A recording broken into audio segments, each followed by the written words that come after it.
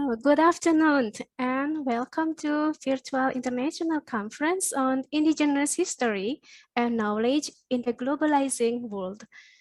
First of all, I would like to introduce myself again. My name is Antonia affiliated to Universitas Pendidikan Ganesha at Singaraja, Bali, Indonesia. It is a great honor for me to host this virtual international conference with three great keynote speakers. Dr. Putu Sri Ariyani from Universitas Pendidikan Ganesha, Bali, Indonesia. Professor Dr. Antonia Soriente from University of Naples, Soriente, Italy. Dr. Yiri Yak from Heidelberg University, German. I apologize if I mispronunciation the names and also the place. And well, this virtual international conference will last for 2 hours and 15 minutes. And we will have 3 presentations here. And each presentation will last for approximately 45 minutes. And at the end of the presentation, we will have Q&A session, question and answer or discussion session, which will last for about 30 minutes. And for the participants, if you have any question during the presentation, you can type your question in the chat box. And please don't forget to put your name, your affiliation, and to whom your question is addressed. Well, ladies and gentlemen, now I'm going to introduce our first keynote speaker, Dr. Putu Sri Ariyani from Universitas Pendidikan Ganesha, Bali, Indonesia. Dr. Putu Sri Ariyani is a lecturer of Library Department, Universitas Pendidikan Ganesha, Bali, Indonesia. And she obtained her master's degree in library science at Universitas Indonesia and doctoral degree in the cultural studies at Udayana University. She has many academic works about library science, library and the society, Balinese culture, which published in the national and international journals, international conference proceeding, and etc. Here are some of her academic works. Women's as a Canang Sari street vendors in Bali, commodification of Tridatu bracelet talisman in Balinese community, and local wisdom behind Balinese folklore, and many more works, which I cannot mention here one by one. And without any further ado, let's welcome our first speaker, Dr. Putu Sri Ariyani, Traditional Knowledge Preservation through the establishment of Lontar Manuscript Museum in Dukuh Panaban Village. Dr. Putu Sri Ariyani, the screen is yours. Thank you very much, Mrs. Nanga. You're very welcome, Dr. For Putu. the time. Yeah.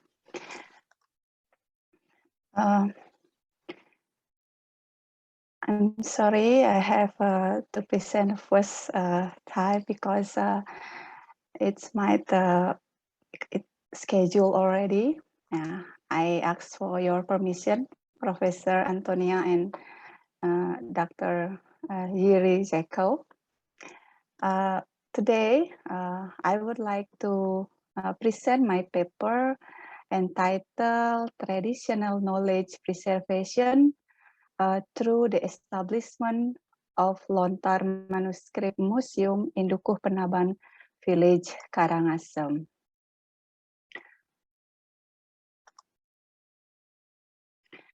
Okay.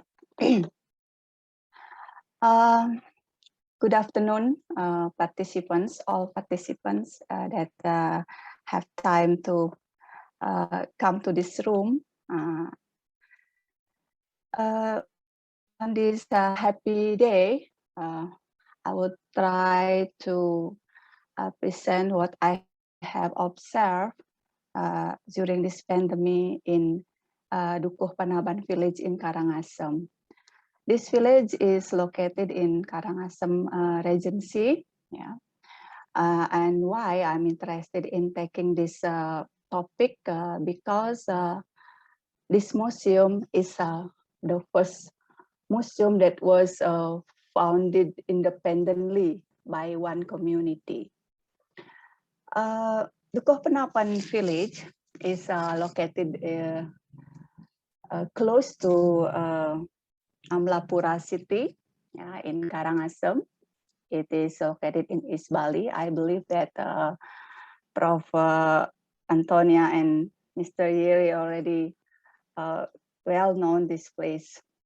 Yeah, because Karangasem is famous for having many interesting places and unique tradition that cannot be found anywhere else in Bali. Yeah, almost every village in this regency has a unique tradition, and in this region too live the ancient Balinese people who still practice the way of life just like in the past time.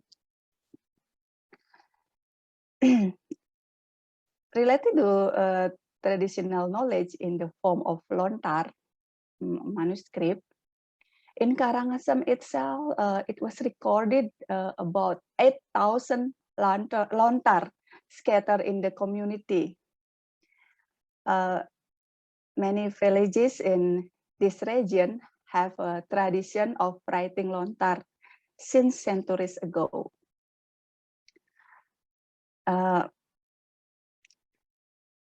And the same thing, yeah, the same tradition also practiced in Dukuh Penaban village.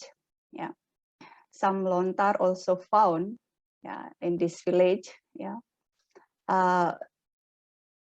and this village is located at east of the capital city of Karangasem, with the fertile soil condition, and has quite a lot of cultural wealth. Yeah, as seen on the screen, there is two dances that belong to this village that is remains unique because dancer who wear a yellow costume is dancing kupu-kupu kuning or yellow butterfly, maybe in English, yeah, kupu-kupu kuning dances. But if we heard about kupu-kupu, it is related to women. But in this village, this dance was danced by the men or male villagers. Yeah. Beside the dances, this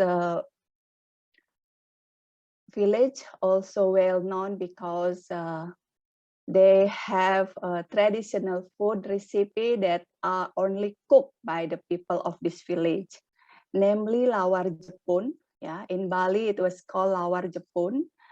That is made from frangipani leaves.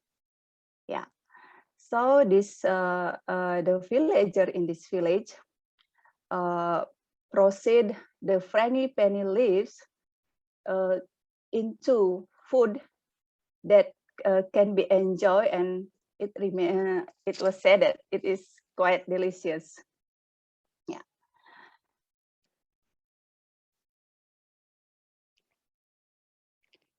And some lontar also found, yeah, from the lontar recorded by the government of Karangasem. This village also have rich in having manuscript. Yeah, this village also have tradition in writing lontar since ancient times.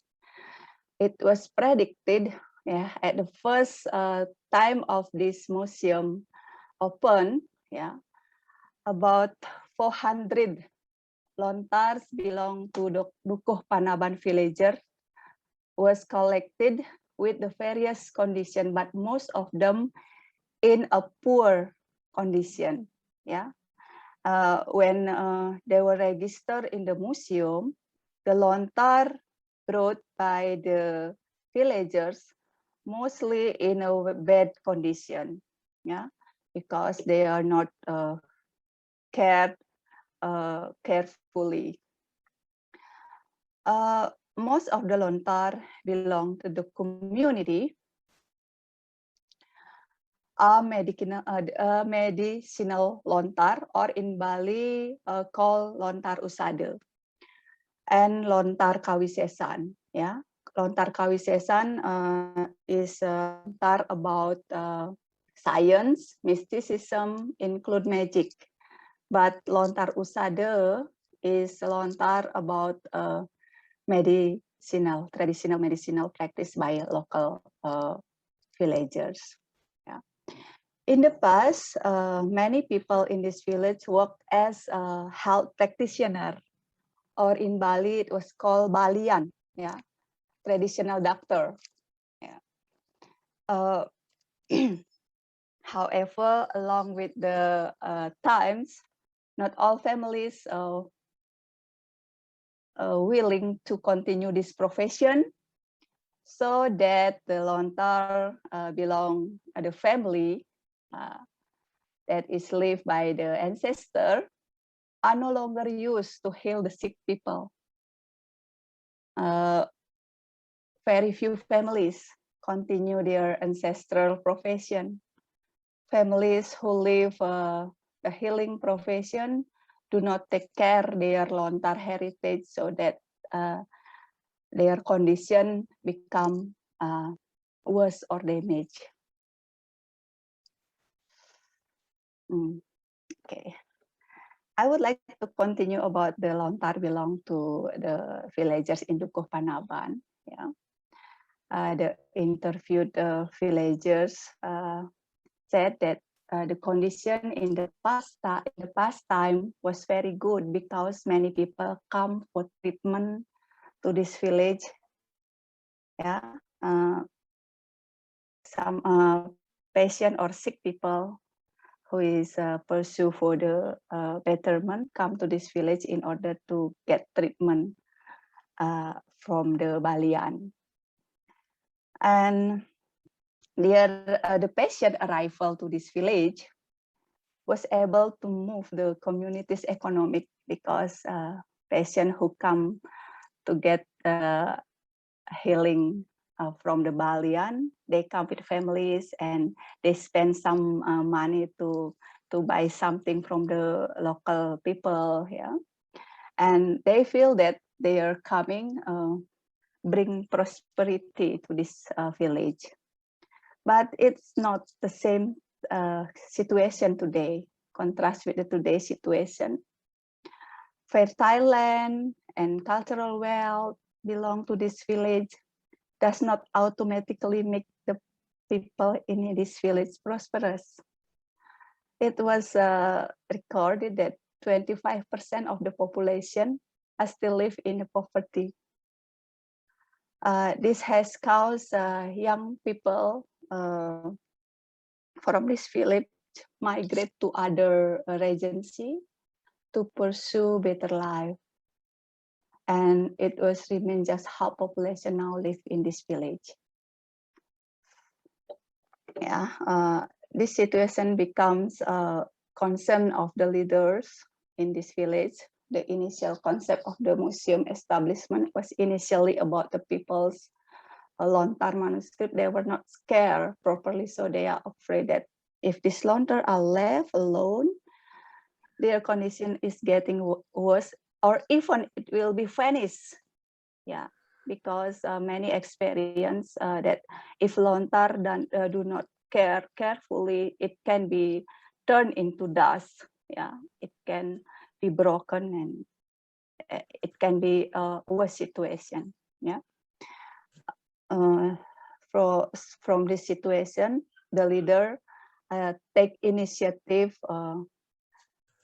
Of course, before having meeting with the stakeholders, they decide to build the museum for collecting their lontar, only for the village lontar.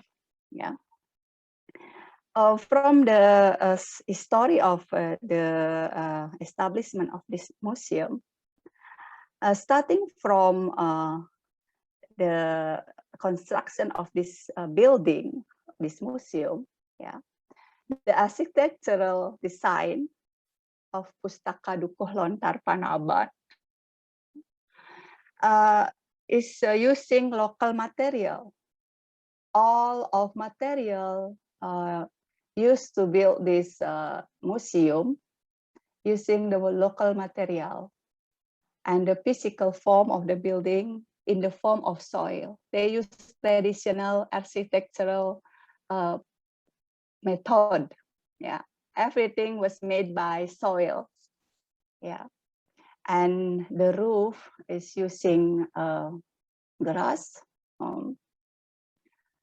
ilalang. Yeah, and everything was made by the way of gotong royong. Yeah, everything was done hand by hand by the residents of Dukuh Panaban village. Yeah, and the wall used stone made of soil, which is issued by its resident as many as 11 pieces of stone. Every villagers donate 11 pieces of bricks, yeah, a stone that is made of soil, maybe batu bata, yeah, to the building of this museum. Yeah, they believe that if this museum was built with their own hand, they can see and remember about the work of their hand, and have been installed both on the walls at the building and the brackets. They took this initiative to preserve their lontar by establishing a museum where residents who are not able to take good care of their lontar can leave it here in this museum. Meanwhile, families who have tradition of taking a good care of their lontar will be freed to take care their lontar, or they can entrust their lontar here. Yeah, so people who can guarantee their lontar will be well cared, they can keep their lontar in their house, not in this museum. So if someone try to have the lontar belong to the villagers, they just come to their house and ask the owner. Yeah. After the museum officially opened, there are several services. Yeah. But before I go to the services belong to this museum, I would like to introduce the mission of the museum establishment. There are a spirit of preserving one of Balinese culture heritage. The introducing lontar includes the process of writing lontar, archiving and managing local knowledge, inviting the public to be more concerned about lontar, and the last one is tourist destination. After the museum officially opened, yeah, there are several services provided in this museum. Starting from,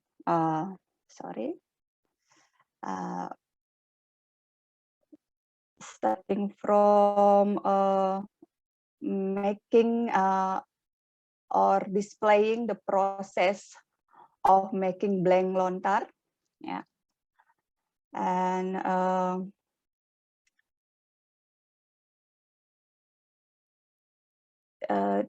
in this museum, besides enjoying the collection of the museum, yeah, they also educate people about the process of making the lontar until it can be read as the whole.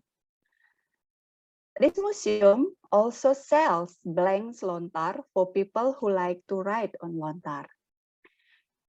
Here is also shown the art of painting on lontar or palm leaves. Yeah, this is called prasi. Yeah, it is about the cartoon, a traditional cartoon of Balinese people. Yeah.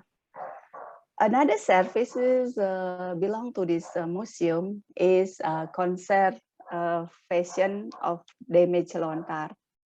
People from this village and outside of this village, they are mostly come from the village surrounding this village, come to conserve, and they will use the service in this museum to repair their broken lontar. This is one example that given by the staff that a family come to repair their lontar. Since this museum was open, many volunteers have joined to help this museum conserving and preserving lontar in this museum. Especially the content of this lontar, because lontar need to be preserved, not only its physics, but also the content itself. Usually those who join here as a volunteer in this museum, they usually work as a Balinese language instructor or penyuluh bahasa Bali, who work in the village around Dukuh Panaban. According to the staff, they already reached hundreds of penyuluh bahasa Bali join as a volunteer here in order to copy the old lontar into the new lontar. So if the lontar that is displayed in this museum, some people would like to touch it. The old lontar that remains or in the age of hundreds years is very fragile. So they initiate to rewrite lontar into new blank lontar. So the content is still the same, but the physics, the original physics can be stored in the safe place. So when people coming and touching the lontar, it will be no problem.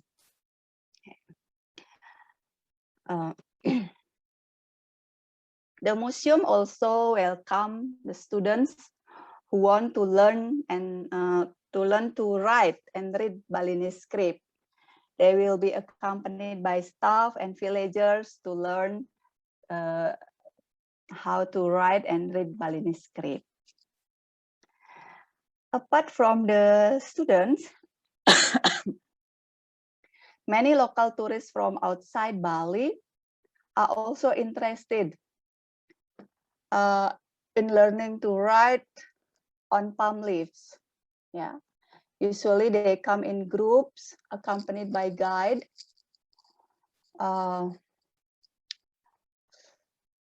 And they enjoy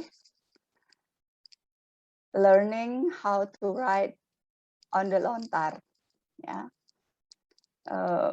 In addition to writing Balinese script, they usually enjoy lunch with a menu set by the woman in this village. Apart from the students, many local tourists from outside Bali also interested in learning to write on lontar. Usually they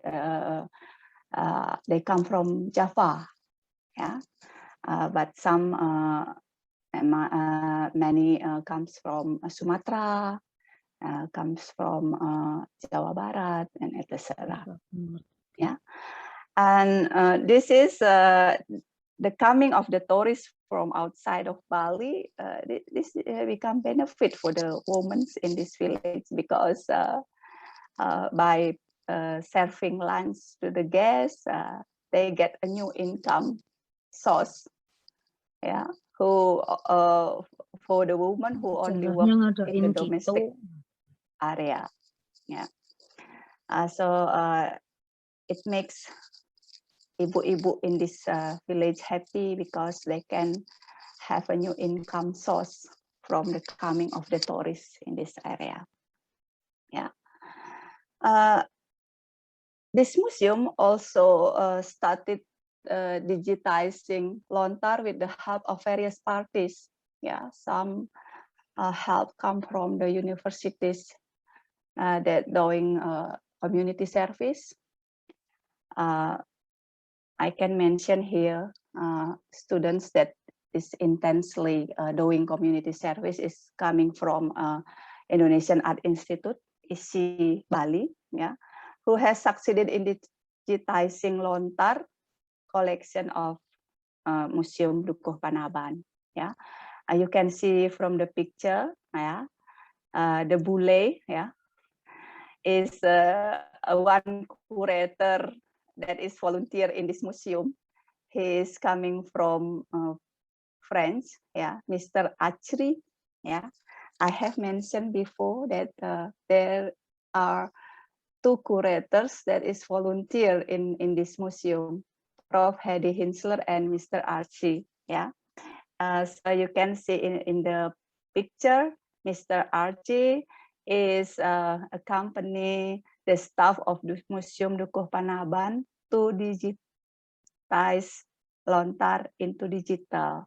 So the information or the knowledge inside the Lontar remain preserved for long time ago. Yeah.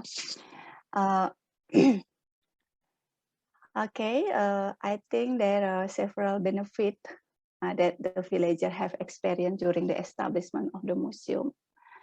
But there is a pandemic now. They have to close. Yeah, it's already more than 1.5 years they close. Nobody comes. They just like lock down their village. Yeah, during the pandemic, I also message the staff in the museum, and I try to ask, yeah, the staff, were there any advantage or benefit to having Lontar in dealing with the pandemic? This is just a naughty question, yeah. Do you have benefit during pandemic establishing a museum? And the answer of the staff is very wise. She said that we have outbreak management protocols taken in Balinese Lontars. Yeah, the Lontar contains restriction on ceremonies, treatment procedures, quarantine, burial procedures, and purification ceremonies. I think Bali is supposed to be faster out from the outbreak. Yeah, Bali is supposed to be not very high in the number of COVID because we already have this traditional knowledge, already have the indigenous wisdom that is written on Lontar. Yeah, our ancestor already write, already record every knowledge their experience in the past time. Yeah, outbreak remain happen in the past time, and everything is already recorded in Lontar. All can be found in the Lontar Usada and Widisasta. There is also Lontar which contain quarantine protocol and social control related to the outbreak, she said. Oh, I'm very happy with the question. So the establishment is very useful for them, not for the Lontar itself, but for the community, for the health of the community, because they believe that every knowledge in the Lontar can bring healthiness, can bring wealthy life, and etc. So they also believe that by inviting people to enjoy what they have in this village, they can convert their cultural capital into economical capital. And they believe if everyone turn back into the traditional knowledge, Bali will heal as soon as possible. I think that's what I can present today. For the last time, let me quote what Mr. Jim Rohn have said, that part of your heritage in this society is the opportunity to become financially independent. And this has been proved by the community in Dukuh Panaban village. I hope everyone who is attend this seminar in this room will start aware of the belonging of the traditional knowledge at home. So please take care of your lontar if you have some at home. Take care it carefully, dig the knowledge inside your lontar, and try to practice what is good for our life, because our ancestors have this wisdom since long time ago. Thank you very much. I end this presentation. I give the time to moderator, Mrs. Nangha. Yeah, Thank you thank you very much. very much, Dr. Putu Sri Ariyani. Okay, this is a very an intriguing presentation, and this is the first time that I know about the name of the village is Dukuh Penaban village, and with the most uniqueness of this village that I can feel here is the cuisine. Yes, the unique local cuisine from the plumeria leaves, frangipani leaves. This is the first time that a frangipani leaves can be a cuisine. Yeah. Okay, I'm so wondering about the taste. Maybe after the pandemic we can visit this village Okay, and I hope enjoy that. Thank their you kind very of food. much.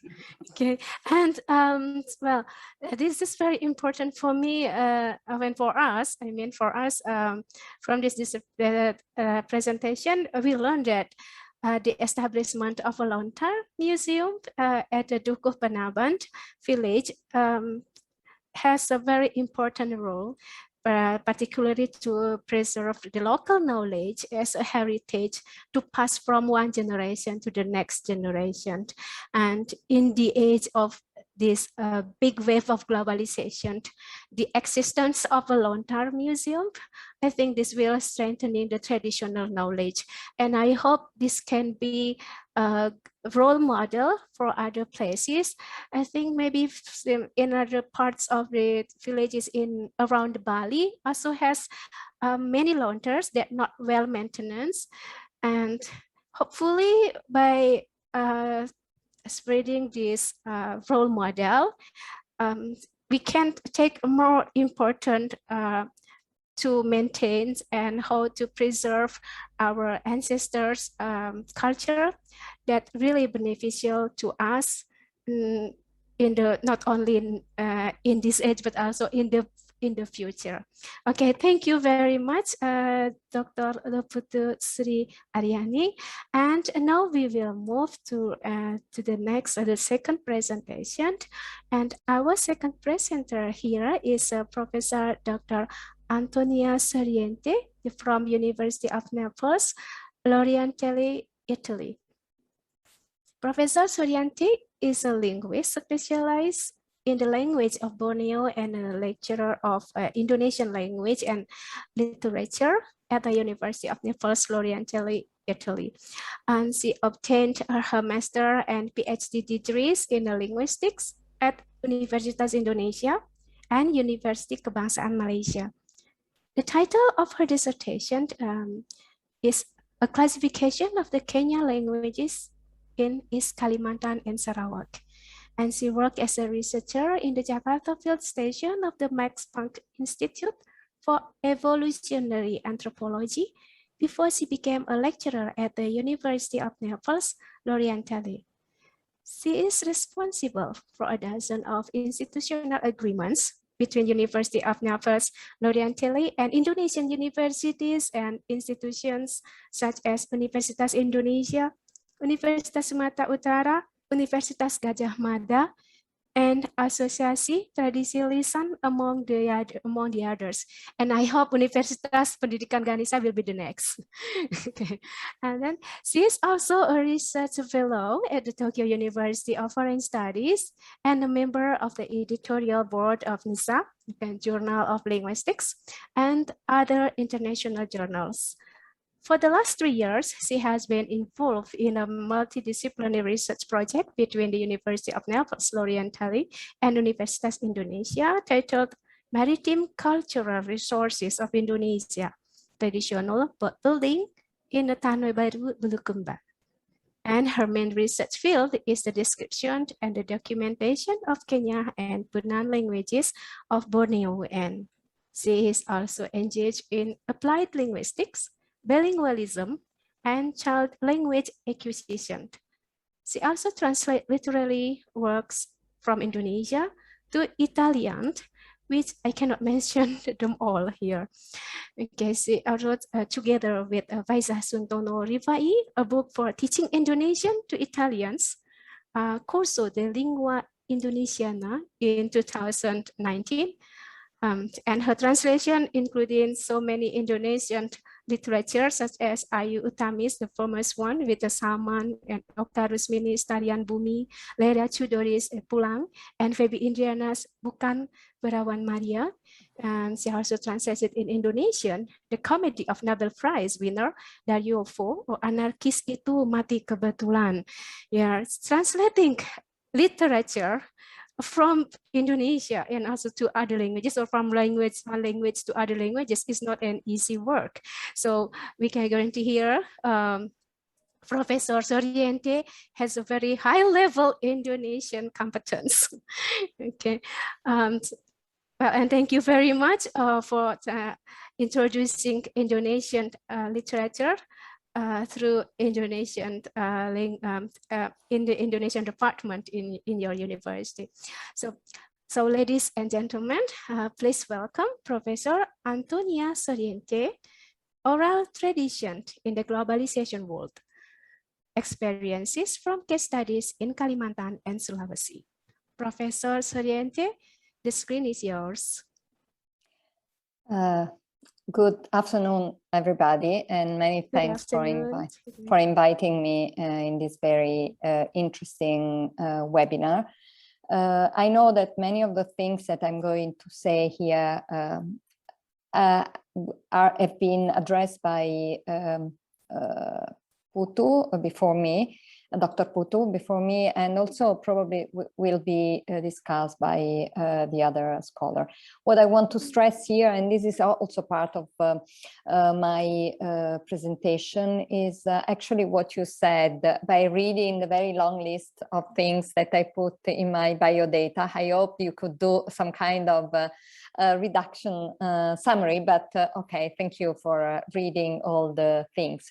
I think an important thing is the collaboration. Many things that you said in your reading were actually the result of collaboration with other institutions, collaboration with other colleagues.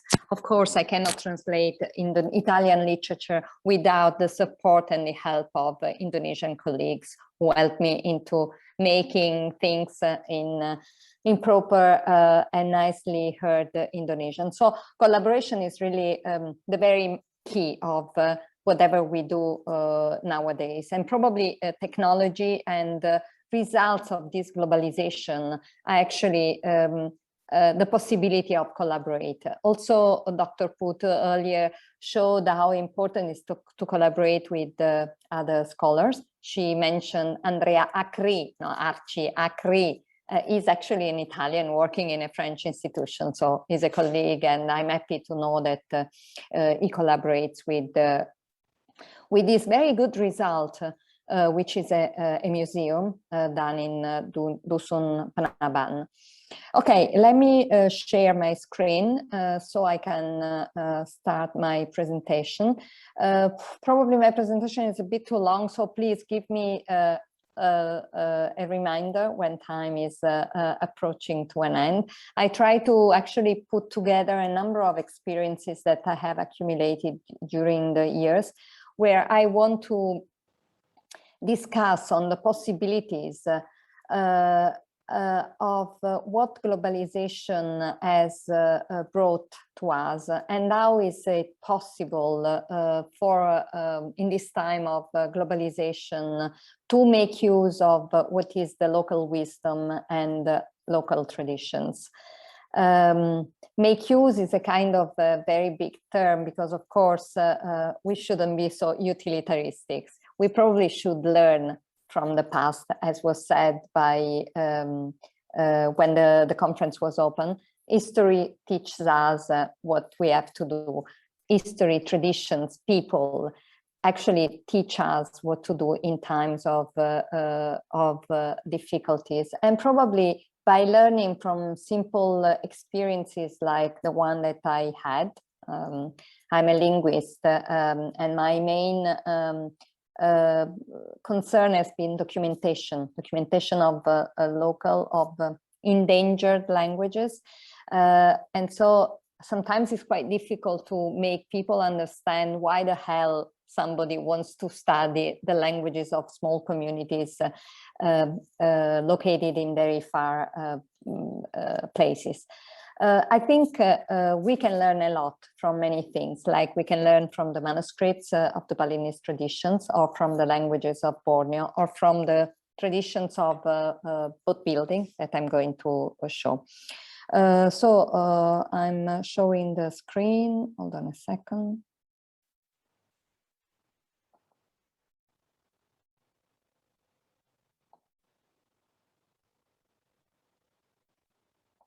Can you see the presentation? Not yet, Prof. What about now? I think it's still, oh, no, it's okay. Thank you. Okay, it took a bit of time. Hold on a second. I'll have the full screen. Okay. No problem. Okay, let me just clearly check whether. Yes, very clear. Let me check. Okay, can you see the slides going on? Yes, very clear. Okay. Okay. All right. Thank you. Okay, so so thank you again to the organizer. My connection to this webinar is Pa Wibi Ginanjar. Thank you again for inviting me, and thank you actually University Pendidikan Ganesha for inviting me. As I said, what I want to actually to talk about is how oral traditions, what is the role of oral traditions in the globalized world? What is their relevance? What I'm going to talk here is about the local wisdom of the indigenous communities.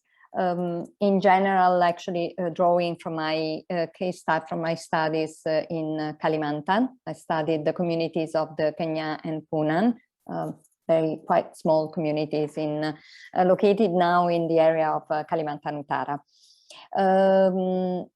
But also of a new experience that I've had in the last couple of years about a multidisciplinary project on traditional boat building in Sulawesi. What I want to talk about is the importance of fieldwork, something that we should never really forget. I mean, we have to really be in the field to learn from the local community what we want to do. And also, what is actually my experience is documentation of languages. As a linguist, actually, my main field is documenting languages. So documenting languages as they are spoken in reality in the communities. As a result, the collection is a collection of languages and traditions. What is really very relevant to this conference is actually that globalization and technology it's actually got also pros, positive things. And actually is the new technology tools that provide us, actually, they ease the possibility of, for instance, of recording and also of archiving what we collect. The objective of what we do actually has to be the production of outputs that are sustainable and go beyond a single discipline. So in my case, as a linguist, I've been aware in the last years that probably when we do our work, we should actually try to go beyond the mere field we are involved in my case, in linguistics, yeah.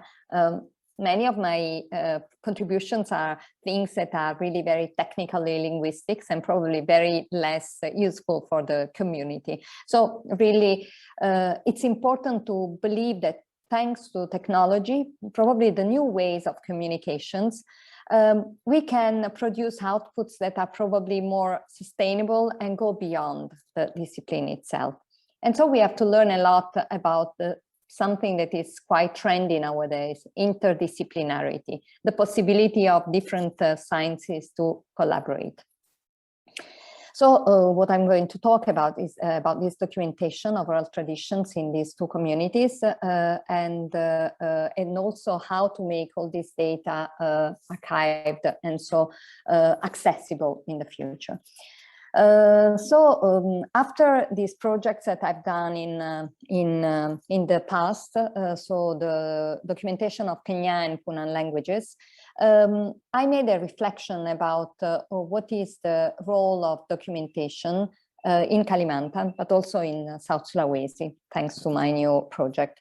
And also, as I said, the output of documentation, what actually happened after I produced something out of this documentation. I've been more and more aware actually about how to make documentation more appealing to a wider audience and maybe successful. And this is what actually Dr. Putu was talking about. I mean, why do we do this, and what is this useful for the community? It's very important to make language documentation projects like the one that I did in the past, a part of wider interdisciplinary and multidisciplinary projects, like the one which is both building traditions in Sulawesi, South Sulawesi, where a team of archaeologists, ethnographers and linguists work together to produce a documentation useful to the scientific community, but also that can be available for a wider public. What is the practice of language documentation? What we do as linguists, doing documentation on languages, we do recordings in different places, different genres. We do metadata. I'm not going to be really very specific about this. I mean, I don't think this conference is really the place where I should spend too much time on this. And then we do transcription, translation, glossing, annotation, as we can say, of this data.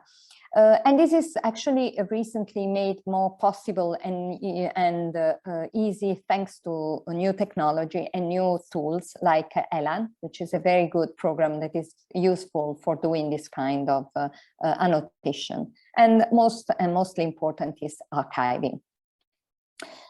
As I said, when I did my documentation of languages, I posed myself some questions: what kind of text I should collect? And so what do we collect? Is narrative, folk stories, songs, descriptions of events and objects, reminiscences, speeches, oratory, but also jokes. And also jokes are a very important part of the culture of a single groups. They can tell us a lot about the community itself, about the way people view the world. But also it's important when we do collection of data, we do elicitate stories. We ask them, what do you remember about this? What can you tell me about this thing? How do you cope with the famine in your village? What do you do when you have a problem in your family? Through these techniques, I was able to collect a number of I'm going to talk here about oral traditions, or oral literature. This is one of the times when I was collecting data in the field in Kalimantan with a storyteller. Here I'm with a lady who was telling me how to plait a rattan to make baskets. And this is another moment when a lady was doing some singing and using a traditional instrument to make music. What do we do? After collecting this data, we build a corp, and then we present a corp in different ways. So we can do it through a book, for instance, that can be downloaded, or also as a website. And books can be community printed, university press, also self-printed. So these are several possibilities that you can have to produce an output of this documentation. When you write oral literature, so you transform oral literature from an oral to a written way, there are several problems because you have to make a selection. What stories, whose stories, and what kind of orthography, and also all the problems that are related from going from orality to literacy. This is an example of a book that I made in the Punan community in 2015. The book came out in 2015. The book is called Petualangan Unjung dan Buikuvang. It was collected among from a number. I mean, I tried to make actually a collection of stories. In this case, it's 9 stories that tell about the local wisdom of the Punan. As a linguist, of course, I'm interested in the language, but we know that the language is also the repository of oral traditions and the expression of local wisdom. And actually, these stories tell us a lot about egalitarian culture, dependence on natural resources, of communal culture of the Punan. But also they tell us a lot about the knowledge of these people of forest and their relations to nature, which is something that we keep on probably forgetting. And it's probably, we know very well with this COVID problem that is because of the lack of balance between the human and the nature that things like the COVID virus could spread from animals to humans. They tell us a lot about balance among the various parts of the system that guarantees a sustainable development, for instance. These stories tell us about harmony between human and nature, about laws that regulate this balance and consequences derived by the breaking of these rules. They also tell us a lot about variety of creatures in nature, and also the disorder versus order that has to be reestablished. Yeah, very often in these local stories, but we can find actually these things also in any story that we hear in our communities about things that happen because of the disorder that has caused because of this imbalance between human and nature, and also the reestablishment of this order that has to be done at the end of the story. Some narratives actually were actually, for instance, talking about eating sago, which is actually is a starch that is collected from a palm tree that nowadays actually quite nearly nobody uses anymore because all the people in Kalimantan are used to cultivating rice, but we know that in the past they were used to eat the starch of these palm trees much more than they do today. They used, for instance, drink the water from the river. This is something that is not possible any longer. And this is due to different problems. For instance, deforestation, the chemicals that are used for now doing all this plantation, for instance, a plantation of palm oil, fishing from the river, hunting wild boar without using arms, for instance. They talk about the lower incidence of disease. They condemn the negative effects of the logging companies when there are few animals, river pollution, cash economy, new needs, reduced use of lands, of customary lands. In the stories, we know their knowledge about plants and animals, for instance. So we know about taxonomy, names for plants and animals, description and use for medical and domestic use. They know a lot about animals and animal behavior, but also they talk a lot about respects for animals. Well, other items in that book actually is the basic grammar and the dictionary, but this is not important now.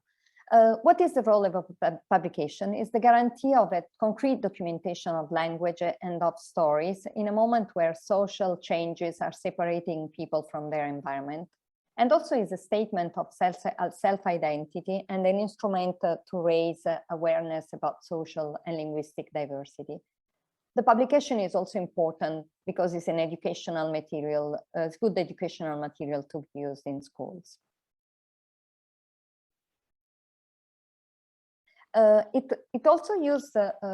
It's used also as an empowerment of a local community in a moment when the AMAN, the Aliansi Masyarakat Adat Nusantara, endorsed this book and also endorsed the book to be used as a tool for teaching in a so-called Sekolah Adat that has been built in Kalimantan. This new system of education actually provides the indigenous people of tools that put in first place the education of their land about their own traditions and then relations to the nature. The book serves also as a tangible instrument to state Punan identity. And also is a source of stories forgotten by the young generation.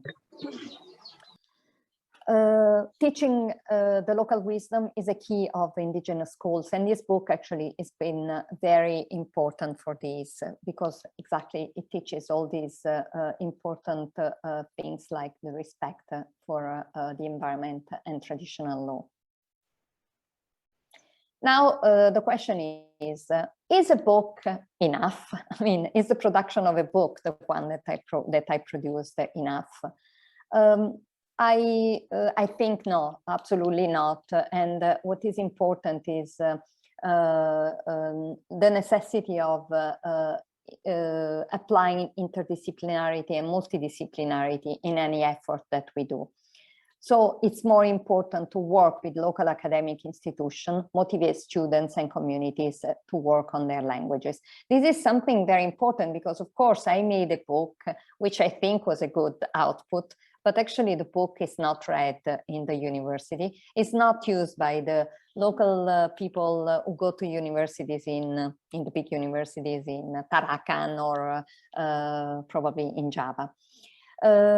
What is important is probably to provide an alternative products, to provide alternative products like multimedia, not necessarily academic, and probably also in the local lingua franca, so probably also in Indonesian. So using a bit of local languages and Indonesian, but also involve the local government in organizing prizes that trigger local interest, for instance. Helping the local community to access funding for language documentation at a national and international level. So it's important to involve local university students and foster local NGOs, for instance. So one point is why multidisciplinarity in language documentation? Because it's a key to promoting language documentation beyond the involvement of stakeholders, so working in interdisciplinary teams. This is a very good approach to bridge boundaries between disciplines and produce broader outcomes that can become more interesting beyond linguistic and more engaging for the community. So a linguist should actually pose herself these kind of questions and try to overcome what can be the limits of the output. Interdisciplinary research is a mode of research by teams of different individuals that integrates information, data, technique, perspectives, concepts, theories from 2 or more disciplines or bodies of specialized knowledge to that go beyond the scope of a single discipline of area of a specific practice. Language documentation itself can be an interdisciplinary enterprise because actually crosses the boundaries of fields other than linguistics and conveys the knowledge of the physical, social, and spiritual world in subjects where languages are spoken beyond the field of mere linguistics. And the results can be enjoyed by the community itself.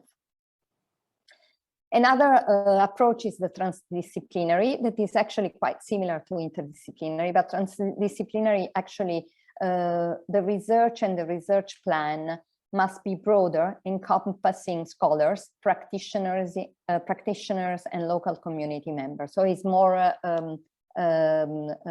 comprehensive. Drawing from this documentation in Kalimantan, I realized that the documentation can be done also alongside and intersected with other disciplines such as anthropology for the observation of social and cultural aspects, architecture, archaeology, when linguistics describes technical terminology related to the construction and reconstructions of traditional houses, boats, and other objects. So as a linguist, I think that it is important to see what we do from a perspective of other sciences, other disciplines, in order to provide actually our data be part of bigger transdisciplinary projects that can be much more appealing and available for a wider public. For instance, during the collection of data of the book that I showed, there was also a section of plant names in the local community. Now, to do this kind of work, working with somebody who has a deep knowledge of botanic taxonomy would be actually bear better results in the collection of data. For instance, the support of an expert on ethnomedicine is very relevant when you collect data on plants in the local community. Interdisciplinarily can also be done when a linguist works in the perspective of putting the data from the ethnobiological and ecological data.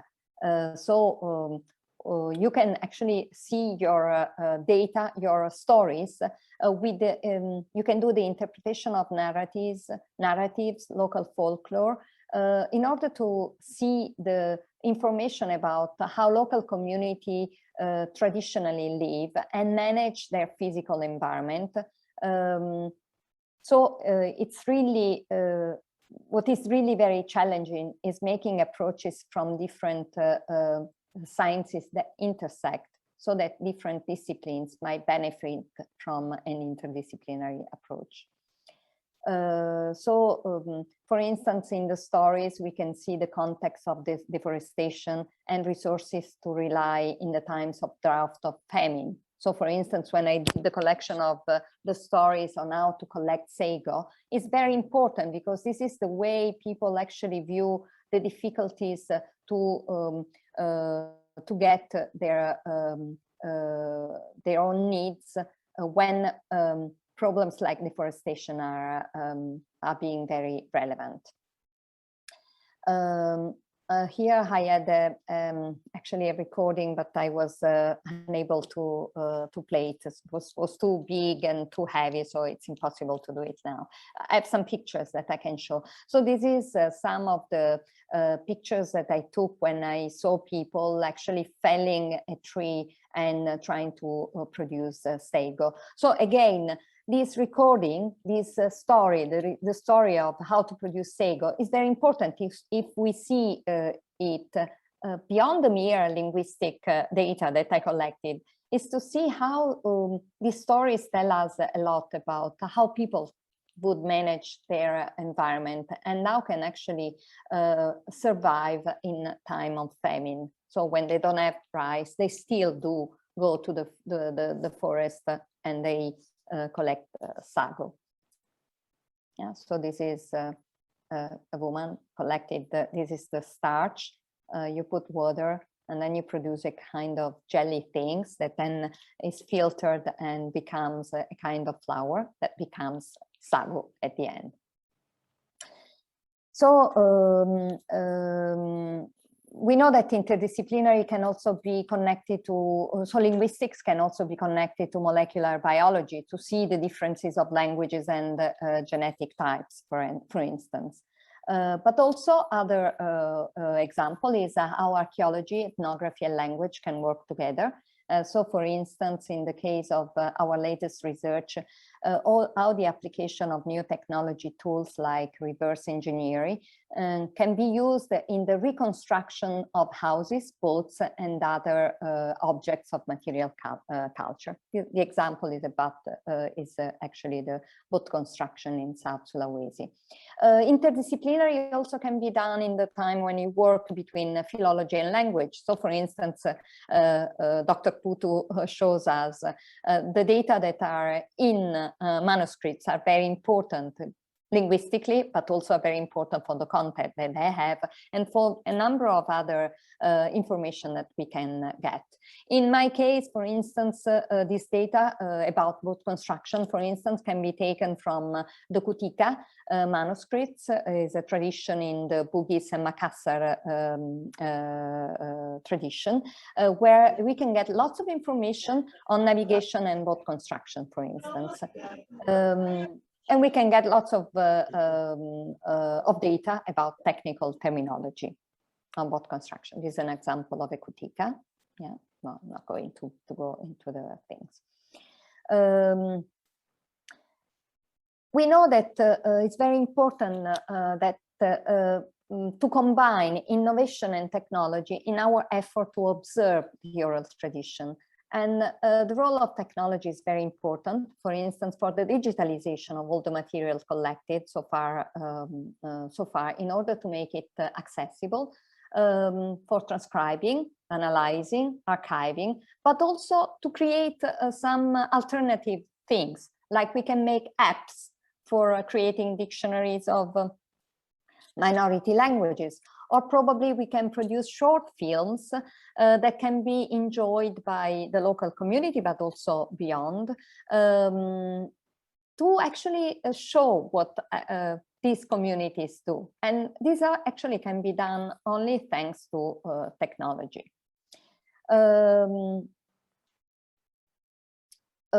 We know that the language, the oral tradition and human ecology can tell us a lot about the human in the fields.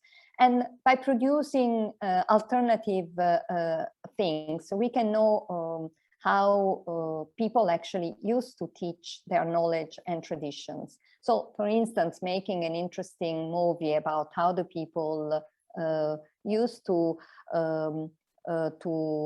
go fishing and go hunting can actually tell us a lot about this balance. I mean, going without firearms, without poison, actually is a way to maintain the balance in nature. And also they can tell us a lot about the concern for forest sustainability, which is something that we know is very important nowadays to take in account. And tradition and sustainability very often go together. And we know that only learning from these stories that we can learn how to keep, to maintain our forests sustainable. Local wisdom of the Punan is also in their own customary law, in the Ukumadat. So also by learning these, we can get a lot of information about their wisdom and the way to keep the forest alive. I would like now to actually talk a bit more about the other documentation about the maritime cultural resources of Indonesia, contemporary boat building in South Sulawesi, and interdisciplinary research done together with my colleague Chiara Zazzaro, whom Pakinanjar knows very well, but also actually is an important multidisciplinary, interdisciplinary research done not only with archaeology, but also with different institutions such as Universitas Indonesia and Puslit Arkenas. We know that the cultural heritage of boats in Indonesia is very important. And we know that we have examples of boats for instance, in Bunju Larjo, there's a newly discovered boat in the area of Central Java, but also on the Borobudur, we have images of boats. And we know that the boat tradition has been studied, but also still quite used. This is a kind of a boat that we found in Sunda Kelapa in Jakarta, traditional boats made of wood. The cultural heritage of boats is something very important. It tells us a lot about how people from the past until today, nowadays, can be able to build boats that are still very much used and are a good example of tradition that is applied in nowadays life. There are different traditional boats made up of wood still used in Indonesia, which is not something so taken for granted. I mean, I come from a tradition in Italy where Italy also is a peninsula and has a very strong maritime tradition, but nowadays boats made up of wood are just a dream. You see now boats made of wood only in Venice. The gondola are still made of wood, but actually because it has become a kind of item used only for touristic.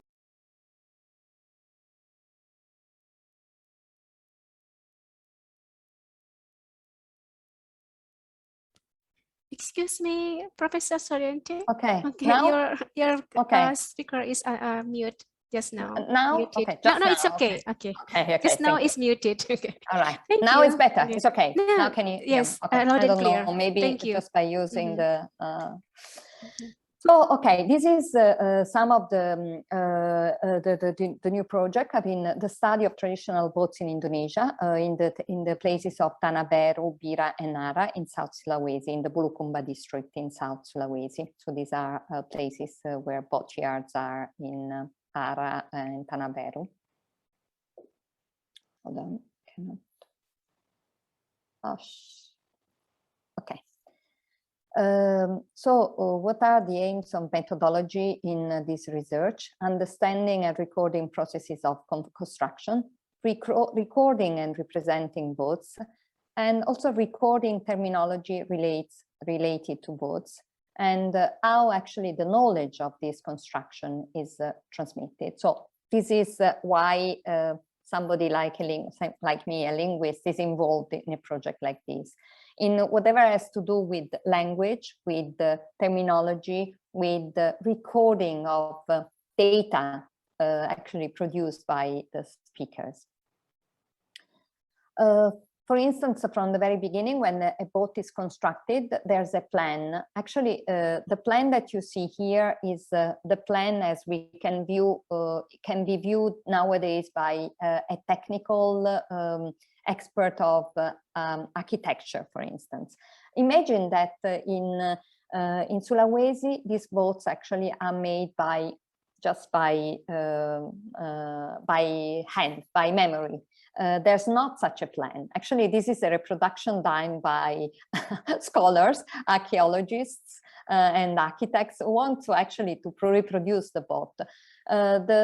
Before actually a boat is constructed, a very important person is what actually in the tradition of Balinese people, the Balian, there is called the Padritalopi, the person who knows how to construct boats, the master shipwright.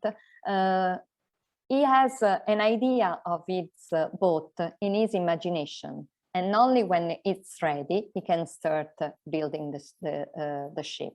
So the recording of what a Padritalopi does is a very important item to record. It's very important nowadays for people who use technology to understand how is it possible that in the memory of a person you can have a plan of a boat without having a real plan. The local wisdom, for instance, is shown in every step of the construction of the boat. From the very beginning, when you do the keel is built based on a piece of wood that is based on the size of the hands of the owner. So when somebody has to build a boat, you only have to put your hand on a piece of wood to see how many hands you want to the boat to be big, and so how much money you can put on the floor in order to be built. Based on this, then the Padritalopi, the shipmaster, starts a series of ceremonies and telling some kind of proverbial sayings that actually are very important for the fate of the ship. Again, a linguist has a role to recording these things because it's very important. After that, a number of ceremonies are held. Some are still held, others are less taken in consideration, but also by recording these ceremonies, it's very important to understand the connection from a local tradition and the use of technology. As I said, it's very important to record all the pieces of the boat. For instance, the main piece is this calabisean, is the keel, because it's really the very beginning of the construction of the boat. But then also all the other planks that are actually connected one to the other, and the series of ceremonies that are actually held during this process. What is important is that in Sulawesi, boats are still built in planks fixed with dowels first, and then the frame. And this is very important because this is really opposed to the way boats are constructed in the Mediterranean, for instance. And what is interesting is that until today, these boats are still built only by using very traditional technology, using pieces of woods and also traditional tools. There are different languages at work when we see the construction of this boat, and we saw the use of Konjo, which is the local language of the people in Bira and Ara. Makassar is the largest language. Bugis, for all the connection, and Mandar, for all the connection these people building boats have to do with the neighbors, and also Bahasa Indonesia. Yeah, this is the time when I was collecting data where people were telling me also the position of the boat in comparison of, the length of the boat in terms of dimensions and quantity of wood necessary for its construction. So this is some pictures of the construction of the boat. And also a graphic representation that shows all the different names for different parts of the boat: Panapu, Padanapapu, Sambungan, Papalama, etc. So all these is part of terminology that is useful for a linguist, but is also useful to understand how much knowledge is implied in the construction of a boat. Yeah, this is you see each plank has its own name. Some other pictures of the construction sequence. also different wood that are used in the construction of the boat, candole, giati, bitti, etc., etc. Different items, different tools, sincolo, which I said is very important for doing the curves of the boat, bacci, bikung, etc., etc. Other tools. The people, different people have different roles in the construction. Yeah. Yeah, we can see that now new instruments are used in the construction of boats. In the past, actually, everything was done manually. But if things can be eased and also made a bit quicker, well, the drill or this item is very useful to make things a bit quicker. But as you can see, at the end, only wood is used. So this is the process of construction of this boat. Actually, we were very lucky because last year in 2019, and also Aguinangel was there, we could actually witness the construction, the reconstruction of a traditional boat called the Padewakan that actually made all its way from Sulawesi to Marege. Marege is the traditional name of Northern Australia, where there was the trade of trepang between Australia and Sulawesi. And this is the boat. Actually, this is the real boat that actually sailed in 2000 and beginning of 2020, before COVID actually exploded. This boat actually went from Sulawesi to Northern Territory in Australia. This was the name of February 2020. Nur al Marege comes to Arnhem Land. So this the boat was called Nur al Marege. The role of technology is very important because thanks to 3D photogrammetry, you can reproduce boats in their real shape. And this is very important, for instance, in museums, for the preservation of maritime heritage, for museum exhibitions, for experimentation and traditional reproduction of knowledge. This is, for instance, a very important thing. Nowadays, we have a lot of, for instance, of models of traditional boats that are not constructed anymore. But thanks to the photogrammetry, you can reproduce this from the model to the real dimensions, and probably you can put them in museums for exhibiting. This was possible, as I said, thanks to a collaborative project between different institutions. But here we want to state how important is wooden boat building. Because woodworking technology is simple and affordable.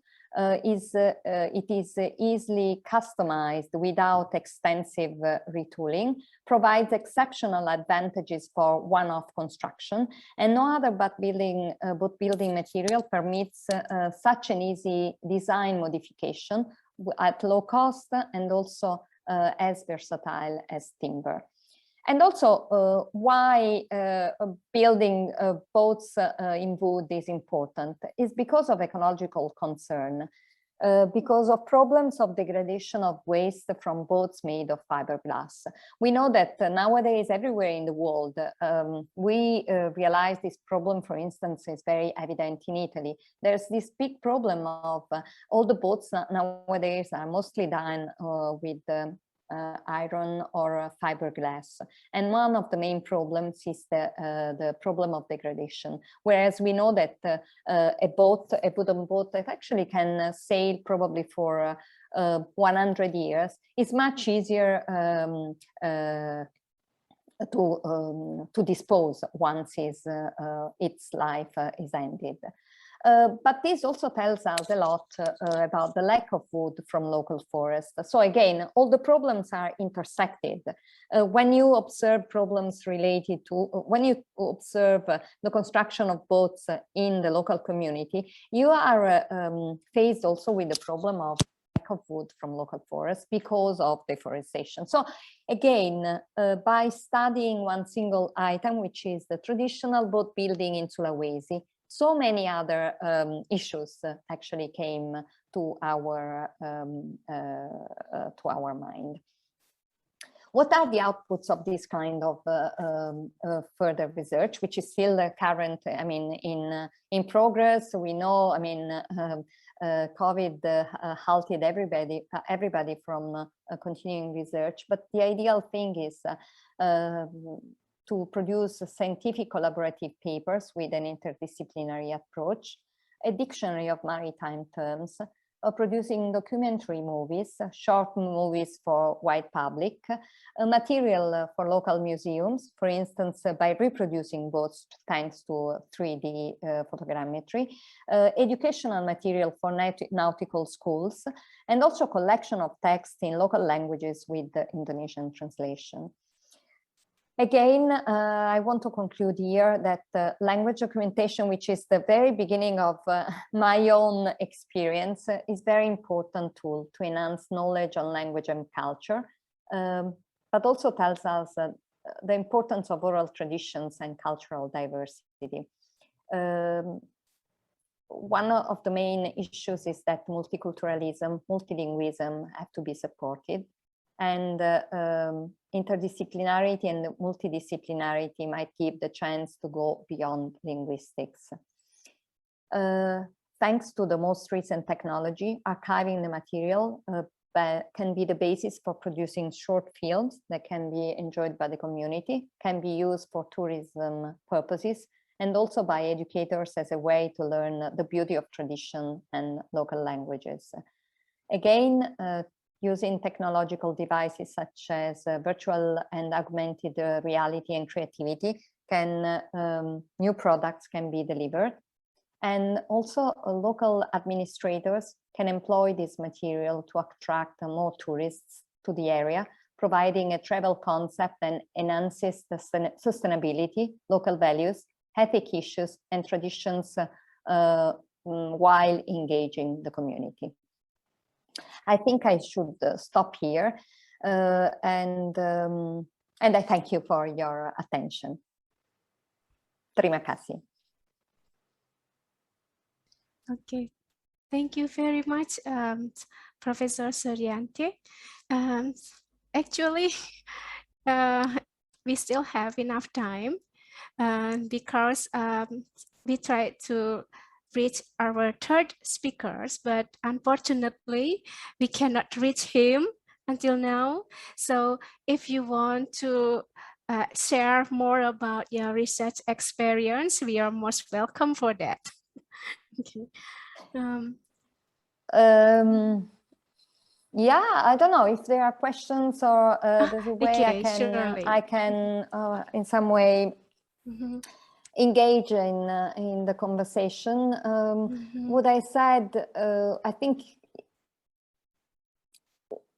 it's very important to stress that this kind of approach, especially the last one, the one on the traditional boat building, became a very good experiment for all of us. I was never really involved in such a, such a specific project like this, where actually we are collaborating. I mean, my colleague Chiara Zazzaro, she's an archaeologist. She's interested in the maritime knowledge. So how you construct boat. I mean, she's interested to see that these people can still build boats by wood without having a plan, for instance. This is something that for them is absolutely incredible to accept. And they still actually use the old wisdom to do this.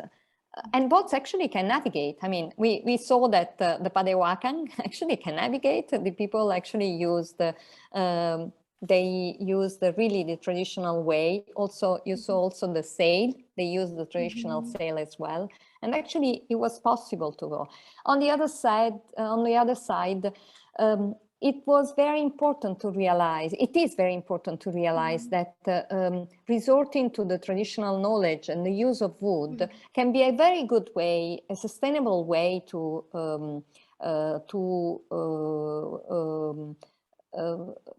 think of the environment in a time when we are all concerned about the waste produced by our globalized world. So again, if you consider this kind of concern, especially from ecological institutions, what do we do with all these fiberglass boats, actually? What can we do? It's very, very difficult to actually dispose it. It's very easy to use.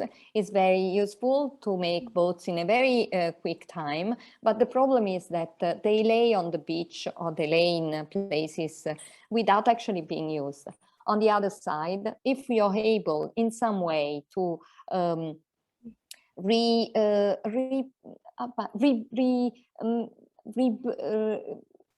to give a new birth to the wooden traditional boats, also in other places. I mean, I think of Italy. We try to make a parallel with the traditional boatyards in southern Italy to see actually what's going on in boatyards. In what they used to be boatyards, traditional boatyards. Well, basically these boatyards don't produce boats anymore. They just work in you know, repairing old boats. Somebody who still has a couple of boats, but they don't do new boats, absolutely not. So it's probably putting together the knowledge of traditions of Indonesia with the traditional boat builders in Italy to see whether we can find a way to make the boat building traditions in Italy a bit more alive. I mean, this is a bit utopistic probably, but I think is worth it to make a try. Yeah, if there are questions or something that I can give an answer, I'll be happy to do that. Okay, thank you very much, Professor Soriente, from your presentation that we can see that linguist is not only solely research, but also need a multidisciplinary and also interdisciplinary that just now we learned about the methods for that research fields and how this interdisciplinary and multidisciplinary research will widen not only the field of the research, but also we can deeply learn about architecture, about the traditional customs, about not only just about the language itself, but how they use the language to communicate in this case and to transfer the technology, the culture in that community, and also local wisdom. So I think in this part, we learned that linguistics also play important roles in the interdisciplinary, how the technical terminology, it played importance too for the information, how they can transfer the knowledge. So I think the more modern technology, sometimes we have more and more dead words and more neologisms. So I think from this research, we can sustainable the important culture, the heritage of the culture, particularly in this case, only by using the reconstruction of the boat, we can research in the widened research fields. And this is a very intriguing, very interesting. Thank you very much, Professor Soriente. And now we move to the question and answer session. For the participants, we are apologize for the third speaker. Until now, we cannot reach him. So I think we will move to the discussion session. And now from the chat box, I can see two questions. The first question is from Putu Ristiana. Oh, sorry, just excuse me, from Faber Niwati Lase. This question addressed to the first speaker, Dr. Putu Sri Ariyani. Okay, I will read the question from the chat box. Good afternoon, I'm Faber Niwati Lase. Here I have a question from the first speaker. How to manage museum? And what is the Lontar Museum for? That's the second question. And is it just a tourist destination after the mission of the museum establishment? Thank you. I'm sorry if I misunderstood the materials because I'm not good at English. So there are three questions in this 1%, three questions. The first question about how to manage a museum, and then the second one, what is the Lontar Museum for, and the third one, is it just a tourist destination or maybe other mission of the museum establishment? Okay, for Dr. Putu Sri Ariyani, could you answer the question, please? Thank you. Okay. Thank you very much, Mrs. Nengah and Putu, for the question. As I mentioned before, that the mission of the establishment of this museum is to prevent the physical damage of the Lontar, and also the loss of knowledge contained inside of the Lontar. It was hoped that with the establishment of this museum, the damage occur in this Lontar, and also the loss of the knowledge that is very important for the life will remain alive and become a solution in our lives. For example, regarding to the medicine, the people of Dukuh Panaban village believe that what they practice now is inheritance that has been passed down from generation to generation. They have a knowledge about how to manage their traditional drink. We also call this drink in Bali as loloh. Yeah, they have a specific recipe in making loloh. They believe that this kind of loloh can keep their body healthy.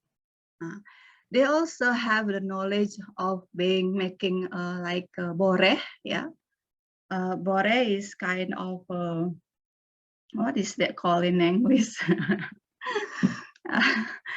It's just like a medication that is rubbed on the skin. Yeah, they also practice of using boreh to keep their body from the cold thing.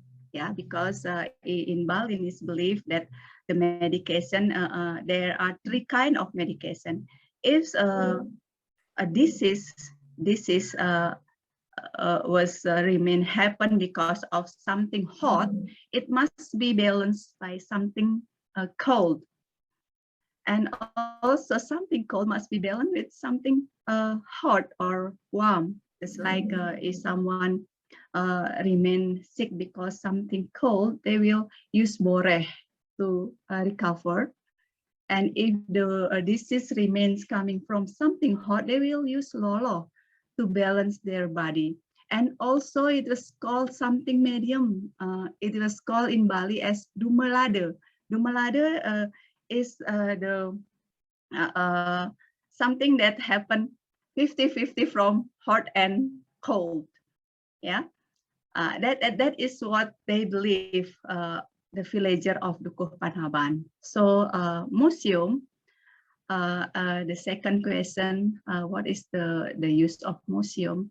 Of course, it was a place to keep or to store our memory of people keep living. Yeah. So to make the museum is always interesting to be visited, there must be always something new presenting in the museum. in Dukuh Panaban, yeah, at the first time I mentioned in my presentation that they collected or registered about 400 lontar from the villagers. But now they already reached 700 lontar that has been registered in this museum. The lontar comes from the people that is live at the outside of the Panaban village, from the village surrounding the museum. Yeah, they come voluntarily in order to give their lontar to be registered in the museum so people can enjoy it, so the museum can translate it, yeah.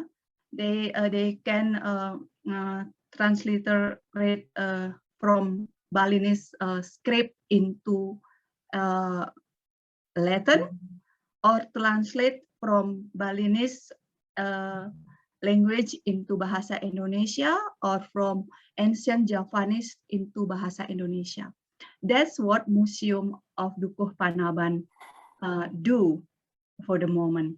They're doing a transcription, transliteration, and also translate the lontar.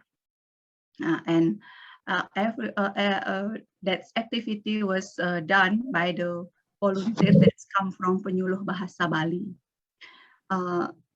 And if visitors or tourists come to this museum, that is additional benefits. But the mission, the first mission, is to keep their knowledge alive. And the additional benefit is the coming of the tourists. And this was hoped to increase their living standard, especially the Dukuh Panaban village people standard of living. That is the coming of the tourists become additional benefit, even though they hope much that more people will come to enjoy their collection. That's what I can answer from the question from Putu. Thank you very much. Okay, thank you very much for Dr. Leputusri Ariyanti. I think Feber Niwati Lasi can understand the answer, and because it's really clear and very easy to understand. If you have more question for Feber Niwati Lasi, you can raise your hands after the third questions. Okay. Thank you very much, Dr. Putu. And we move to the next questions. The next question is from Ni Putu Ristiana Rahitasari from the History Education Department, Universitas Pendidikan Ganesha. And this question addressed to Professor Antonia Soriente. The topic was so great. Can I say something? Instead of reading, I mean, since we have a bit more time. No, since we have more time, why don't we leave the people to actually appear on the screen? I think that's it's okay, nicer, thank you very if you don't much. mind. If people don't mind, if they prefer to be read their question. And also,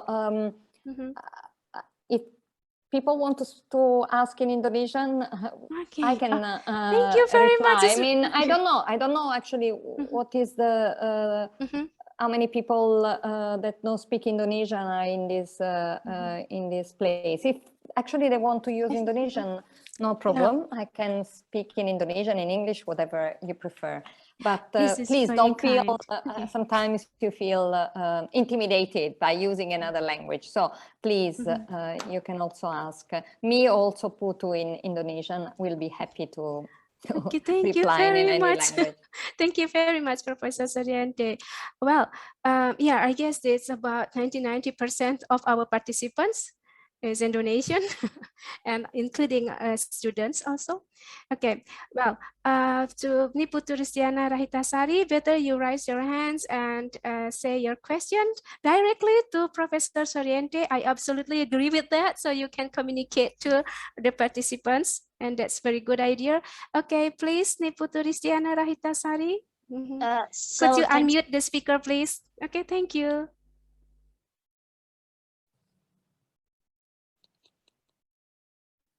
Thanks for chance that given to me here. My name is Putu Ratasari. Here I would like to ask Professor Antonia about this is I heard that because I was joined a Miracle of Human Language in London that mentioned it was a linguist was a work in the fourth space of work, which is in the bus, in the closet, in the library, and also in the street, which is Prof. Antonia is already worked for a place of work. Did you have like a find or something like a native speaker of one of language, which is extinction, punah, like that? And then the second one is about, I was a very bingung, like about to separate between dialect and also language, which is some case like a voice in Italia was a dialect, not a separate language like that. So I had a example. It just Balinese language is a separate language from Indonesian language, or just like a dialect, like a voice in Italia. Thank you. Okay, thank you. Should I speak Indonesian or English? I speak English. Is my English quite clear enough? Is enough? I speak English. Okay. Okay, the first question, whether I have ever met in my experience of as a linguist any extinct language. The languages I work with are generally languages spoken by 2,000 people. I mean, not really many people. So they are possible languages that can be extinct if the trend of local languages doesn't change. And we know that the trend for changing language attitude actually has to come from the local speakers. I mean, nothing can be done by linguists. Local speakers themselves have to be aware about the richness of local languages, and they have to be aware of the fact that speaking one or more languages doesn't really change life of anybody. I mean, a child born in a small village in Kalimantan should be born and speak his or her own mother tongue language, and probably should learn Indonesian whenever he or she goes to school, and will know Indonesian anyway, thanks to the communication with other people, thanks to the press, thanks to the books, thanks to the television, etc. So this is a very important. Mothers should never really stop speaking their own language to their children, whoever they are, wherever they live. So if a mother is a Balinese, but she is married to a French in France, she should speak Balinese to his or her own child for all the life. So the child will speak probably not a perfect Balinese, because of course she doesn't have encounters with her peers, but this is really very important. So as I said, the threat of endangered languages actually is everywhere in Indonesia. Whether I have ever met languages that are actually extinct, yes, there is a group of one language in Kalimantan, in Kalimantan Utara. It's called Ngorek, that is not used anymore.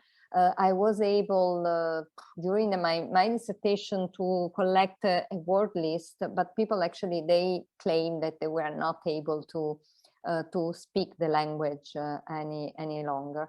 And this is a pity. I mean, there's not really no record of this language except for some word lists. I mean, the one that I collected, and some other data that were collected probably during the colonial time, but still made in word lists. So we know that this is a pity. When a language actually is extinct, there's nothing really you can do. Also to revitalize, how can you revitalize something that is dead?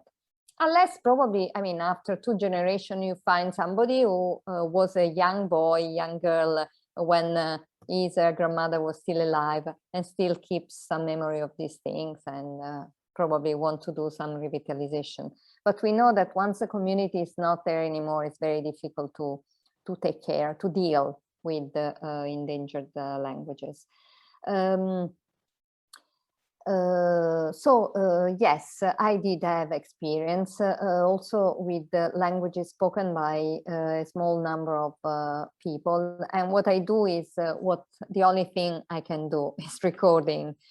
Even if I haven't done the full work of annotation and translation yet, but at least it's recorded, and in the future, whenever I've got possibilities in time, I'll try to work again on this. So you do recording of any time or any kind. I mean, tell them to tell you a story. Sometimes, you know, in these languages that are hardly spoken, oral stories, storytelling is something that is still quite used, because you know, they're memorized. It's like people in Italy, people don't speak Latin anymore, but you know that in the church, people know prayers in Latin. So it's a dead language, but still there are some contexts, some genre where the language is still there. So you do recording, you try to preserve it in some way so that can be studied later, and well, for the time being, you do some documentation of a kind, even if it's just partial. We know that documentation is not only the issue of recording. Documentation is a much wider process where you do recording, but then you do the transcription, the translation, you do the editing, you do the analyzing the things, you make comments, of course. So of course, it's a very articulated process. About the difference between dialect and language, well, this is a problem in each community. Of course, in Indonesia, you cannot say that Balinese is a dialect of Indonesian, because the languages are so different from each other that they are, of course, two different languages. Probably there's a difference in dialect between the Balinese spoken in Denpasar and the Balinese spoken in Dusun Panaban. Probably is true. I don't really know much, but of course there are differences in terms of probably phonology, elements of morphology, lexicon. Dialects are everywhere. I mean, I did some work not too long ago in a group of languages spoken in Tarakan. Actually, I was just observing the Indonesian spoken in Tarakan. So Bahasa Indonesia, the way it's spoken in Tarakan, which is an island in North Kalimantan, Kalimantan Utara, where I do, actually I passed through before going to villages in the island of Borneo. Well, in Tarakan, which is a quite big industrial, well, not really, but for them it's considered to be a big town, a metropolis. It's not really a metropolis the way we know, but it's a town for them. So I was interested to see what kind of language they speak, even when they don't speak, when they speak, the way they communicate to each other. There are very different ethnic groups in Tarakan. There are lots of Buginese, some Javanese. There are people coming from other areas of Sulawesi. There are people who speak proper Bahasa Indonesia, people who work in the administration, for instance, teachers and so on. But also there are lots of people coming from the villages. So what kind of language they use as communication language? Do they use Bahasa Indonesia the way I speak Bahasa Indonesia? Of course not. I speak a kind of Indonesian, quite bookish and quite probably too standard. They don't use this kind of Indonesian. They have a kind of variation, a kind of dialect. You can call it a dialect of Indonesian because it's a dialect spoken in Tarakan, where there are elements of Bahasa Indonesia standard, but then there are lots of lexicon coming from the languages of the area, lots of items coming from Bahasa Bugis because there's a big Bugis community. Then there are words from Javanese, and then there are words also from Jakarta Indonesian, lots of Bahasa Gaul, lots of items from Bahasa Gaul. But of course, if you hear somebody from Tarakan, you wouldn't say this is a person from a town like in Jakarta. So the differences in in dialects actually are differences that are informal and probably are found everywhere. So again, what's her name again? Putu. Okay, Putu. Putu was asking about Abruzzo, a dialect in Italy. Yes, in Italy also there's a very high percentage of dialects. Each area in Italy has a special dialect, which is actually used in non-standard, informal way. I am a lecturer at a university. I speak Italian in a kind of formal way when I meet my students, but of course in the family with special particular friends, I would use expressions that are much closely related to the dialect of my area.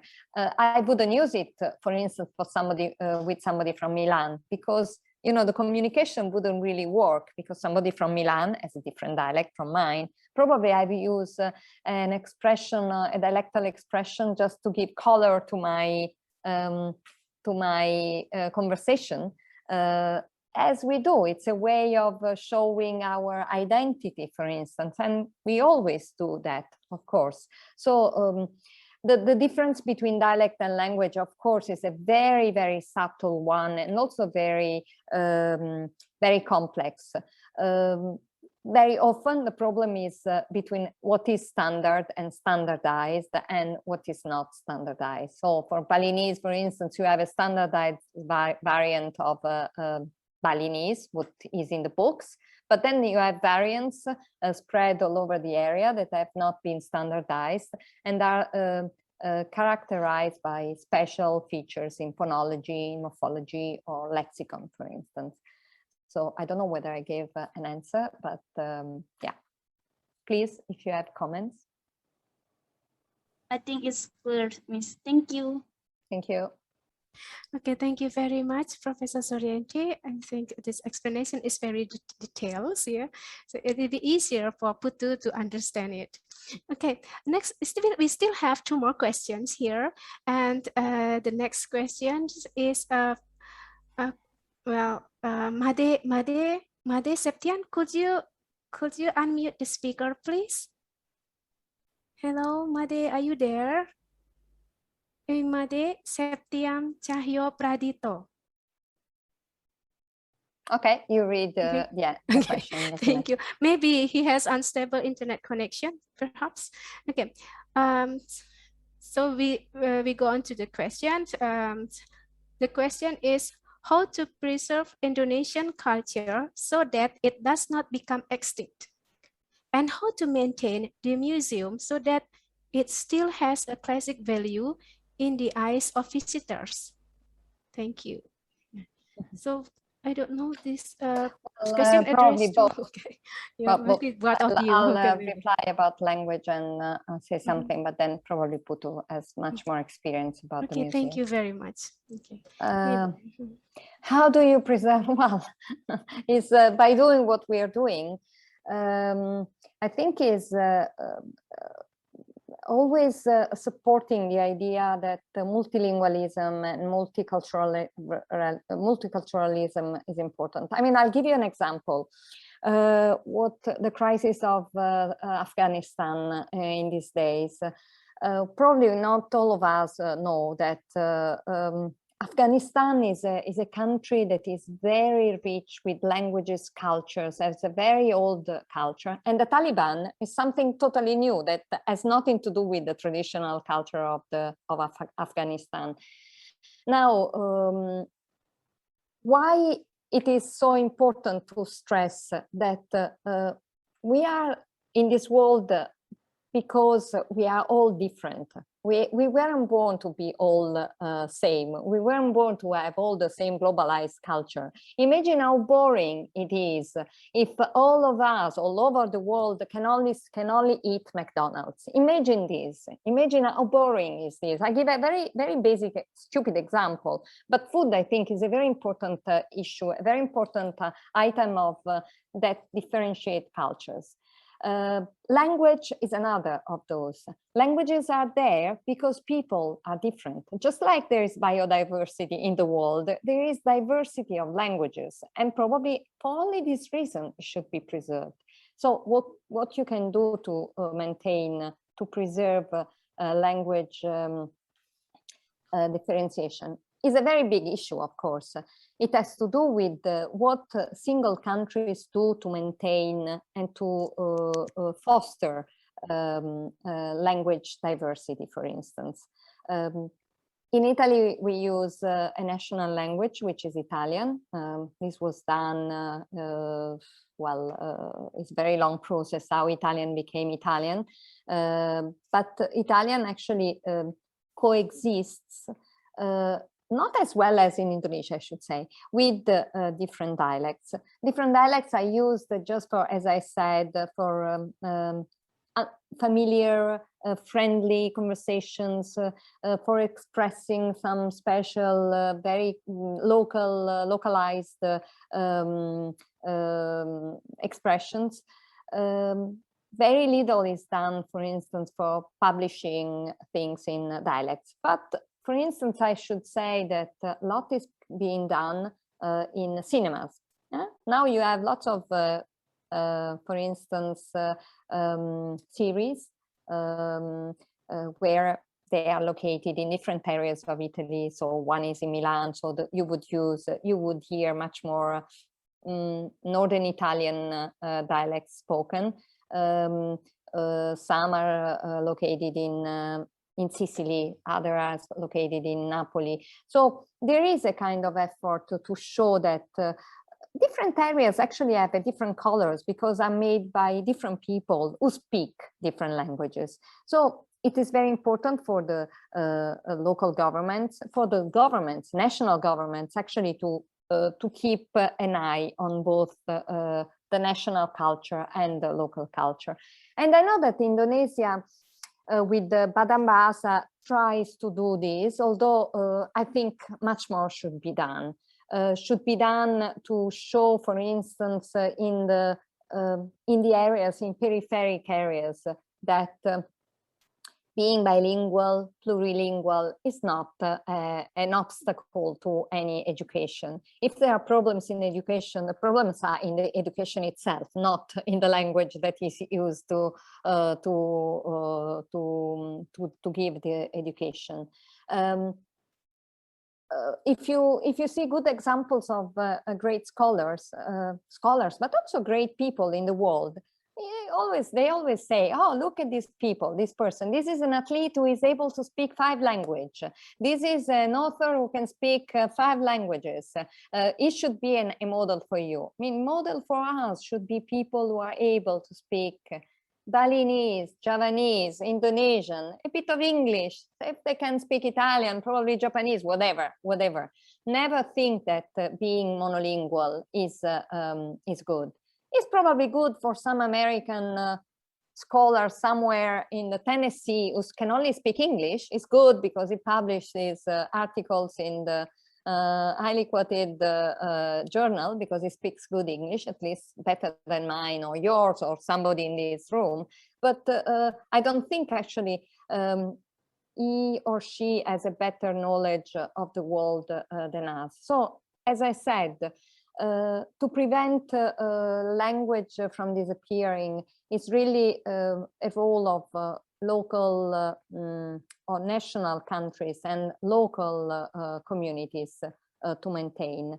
And I think it's very important for the regional, for instance, at the level of Kabupaten and Kecamatan, that, you know, languages, local languages have to be spoken, have to be used.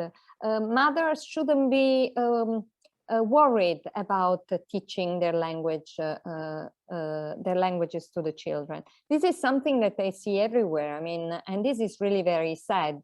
I know Indonesian friends living in Italy who don't speak Indonesian to their children. So they speak Indonesian when they come to my house, probably because I'm a teacher of Indonesian and I want to speak Indonesian to anybody. But it's really very, very sad that it's very sad to believe that people think that being bilingual is a problem. Being bilingual is a boon, is something, is an advantage. It's not something. So if you have a child and you know that the child from very early on is able to absorb any language you speak to him or her, and they would speak English, Indonesian, Italian, much better than we adults learned as adults. So it's probably something that is the framework of people that should change, of people at the grassroots, but also at people at institutional level, at the national level, also at the regional level. They should do as much as possible to promote language and cultural diversity. And about the museum, what is the role of museum? I mean, Putu already said that, but museums are very important ways to state, to actually to keep a memory of the place where they are built. Museums have different, of course, there are different museums. There's a museum of contemporary art. Of course, they have contemporary art from Indonesia, but they also have contemporary art from America, Italy, or whatever else. But they also localize museum, which can try to keep a memory of what the locality is. Now, a museum shouldn't only contain, probably shouldn't only contain old manuscripts. Maybe a museum should also be, nowadays, they should be multimedia. They can become a bit more interesting. Museums can be a good way to reflect on our traditions, for instance, but they can also be a way to combine tradition with technology, for instance, and to see together how to keep a memory that is much more sustainable. Putu was making the example of how the museum is a place where you can store all these manuscripts, but also is a place where people go and learn how to write and to read these manuscripts. It can also be a place where all these manuscripts are stored in a digital way, so they're much easier to conserve. They can be accessed easily. They can be studied. They can be used as a way that show the traditions of a certain place. There are many people, many people in the world who are still interested in manuscripts, in the content of the manuscripts. Of course, not so many as people who want to build buildings and make money with other kind of stuff. But still, it's important to keep this memory. It's a place where young generation can learn about their history and about the particularity of their own culture, which is something that probably we should all be proud of. Okay, thank you very much, Professor Soriente. It's a very interesting answer that when you said, when you explain about the culture preservation here, when you take an example, for example, is a language, and being a multilingual is also very important, and cultural preservation, it doesn't mean we have to be ethnocentrism. So, and particularly in a language, it may be much more important, and if we can mastering many languages, being multilinguals, it means we can open more windows in our world. Yeah, so maybe it can be start from in the households, for example, one language, one parents, one language. For example, you take about Indonesian who lives in Italy, but their children cannot speak Indonesian. Maybe they get, we can use one language at home is Indonesian at home and Italian outside home.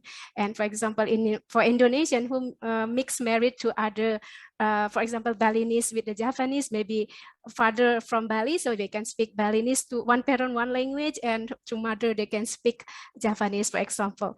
So this is very interesting. And also about the museum, that museum is not only a place to display artifacts or that will keep the memories of the previous culture or previous of the community's life, but also museum is a place to enjoy or to learn cultural experience. So it will make the museum becomes an interesting place to visit, because I think Professor Soriente knows well in Indonesian tourists not put museum as a place to visit. Okay. They almost visit the tourism spot, but exclude a museum. Okay, I think this will be an important task. Okay, thank you very much. And we move to the next question. No, maybe from... Putu has got Oh, something. yeah, excuse me. Oh, sorry. Thank you for reminding me. Okay, Dr. Putu Sri Ariyani, please. Could you help to answer the question, please? Okay, thank you.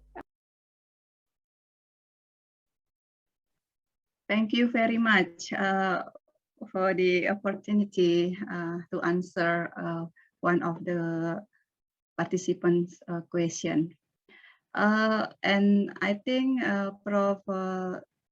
Antonia has already given a very complete answer, but I just like to add some answer in here in the context of culture. In theory, yeah, culture and its heritage reflect and shape values, yeah, beliefs, aspiration, yeah, because culture and heritage can define people's identity. Yeah, it is very important to preserve our culture heritage, because it can keep our integrity as a people.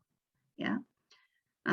Especially in the form of intangible cultural heritage, yeah, it manifests the culture itself, yeah, rather than the wealth of the knowledge and skill that is transmitted through one generation to the next generation.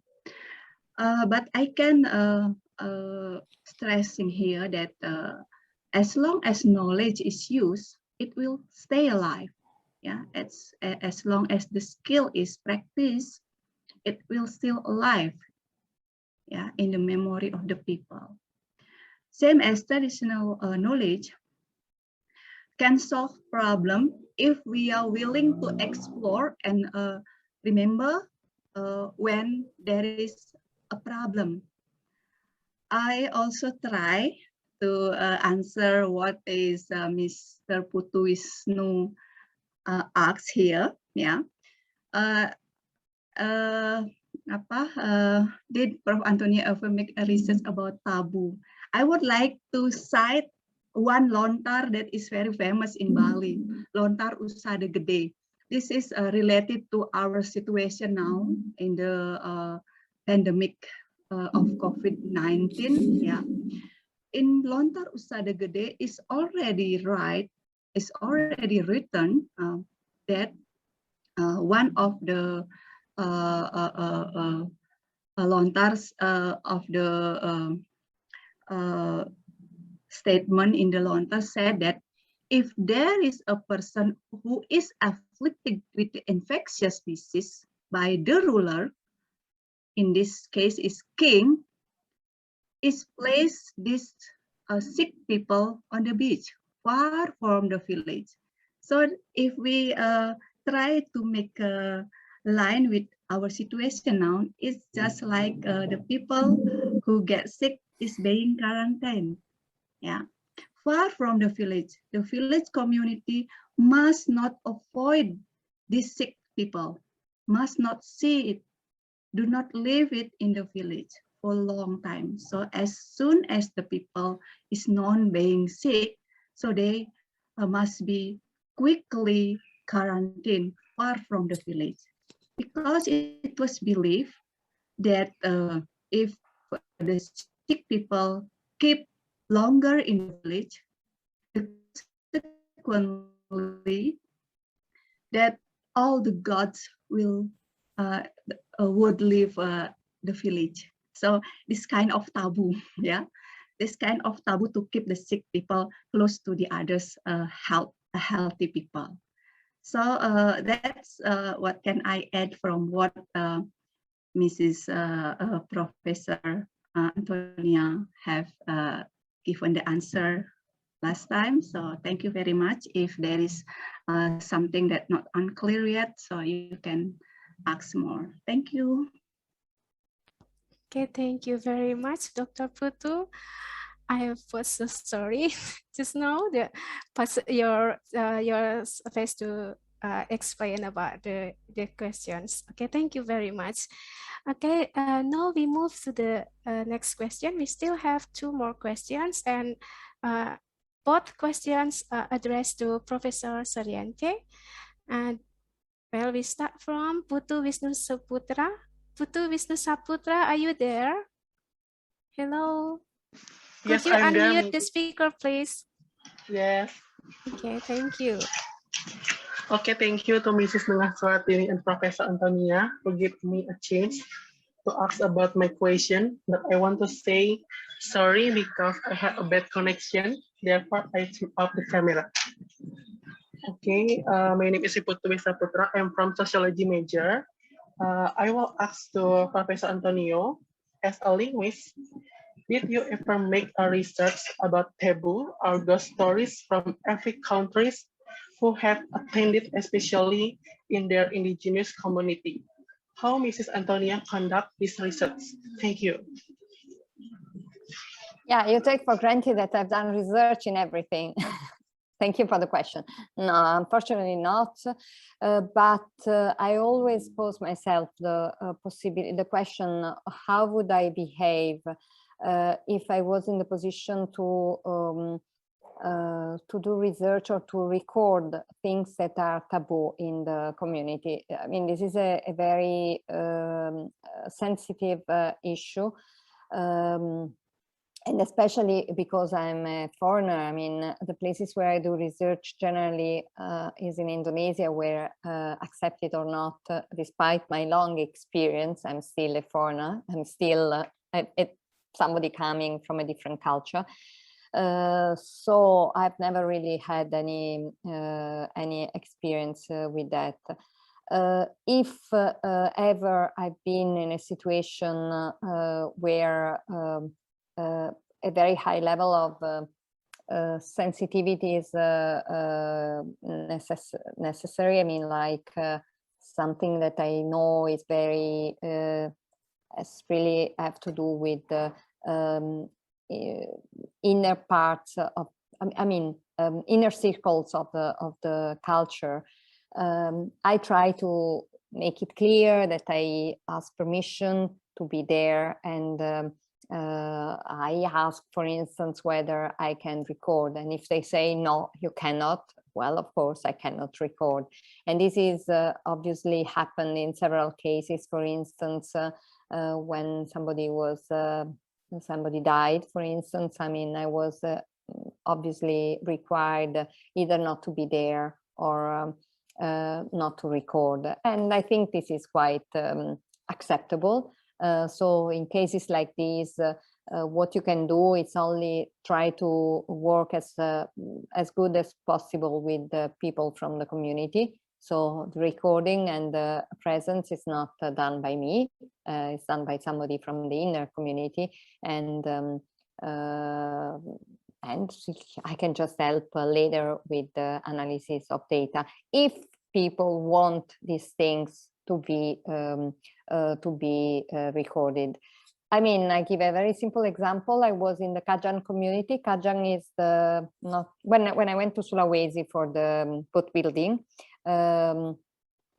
not too far from Bulukumba, there's the village of Kajang, where the Amatoa are, is this community that is still living a bit like the Badui in Java. So this community still lives without technology. So there's no electricity, there's no telephone networking. People live still in a very simple way, in a kind of communal way. All the houses are very similar. Well, I was there and I was required, one, not to take pictures, two, not to do any recording. So the people were actually very eager to talk to me, but they didn't let me do any recording. So what I could do is just asking somebody from the Kajang community to sit next to me and to write down some of the words that were being said. But of course, in a situation like this, what you can do? Nothing. If the rule is you cannot use photographs, you cannot do recordings, then you don't. Unfortunately, I haven't been able to do very much with those data, also because there was a kind of side trip from my research. Of course, if I really had an interest on this community and on its language, I should really work with somebody from the community and really working together to do this work. I mean, same was in Baduy in Java Barat. There's the community of Baduy. Well, I was told that I wasn't allowed to go to Baduy Lalam. You cannot go, you cannot do recording, you cannot take pictures. So this is the way it is. No way. I know that the project on Baduy is being carried out now with, it's an international project, but a couple of Sundanese people are involved, and I'm sure that they are entitled, they are allowed to go. Probably also in that case, there are some taboo that cannot be broken, and thank God, things are still maintained in the community. So probably it's not still the case. Maybe you can record, I mean, you can take a note about what's going on. You don't know anything yet about the thing itself, but probably, yeah, we should accept actually that some things are not, I mean, the local culture doesn't allow you to do that. So, as a matter of fact, I have not been able to do anything that is a taboo in the community. I remember I was doing collection of jokes. Jokes, for instance, was very difficult to record because jokes cannot be reproduced. Just, I mean, you have to have a small community who makes jokes with each other. Of course, they couldn't do jokes with me because I cannot interact with them. So at the beginning it was very difficult, but then when I said, in the village spread the news that I was interested in this kind of items, well, a group of people just came one after the other. I say, oh, I can say some, oh, I can talk with this old guy and we can do jokes to each other. So at the end, I was able to do things like this.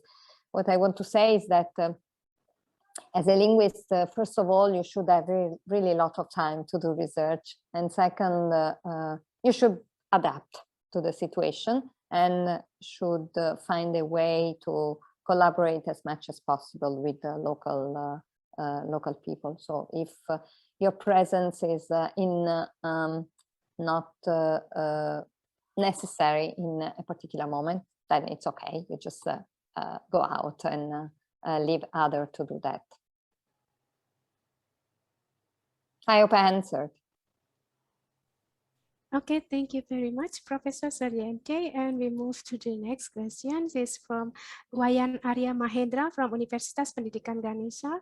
Wayan Arya Mahendra, are you there? Could you unmute? I'm okay, here. Thank you very much. Okay, thank you.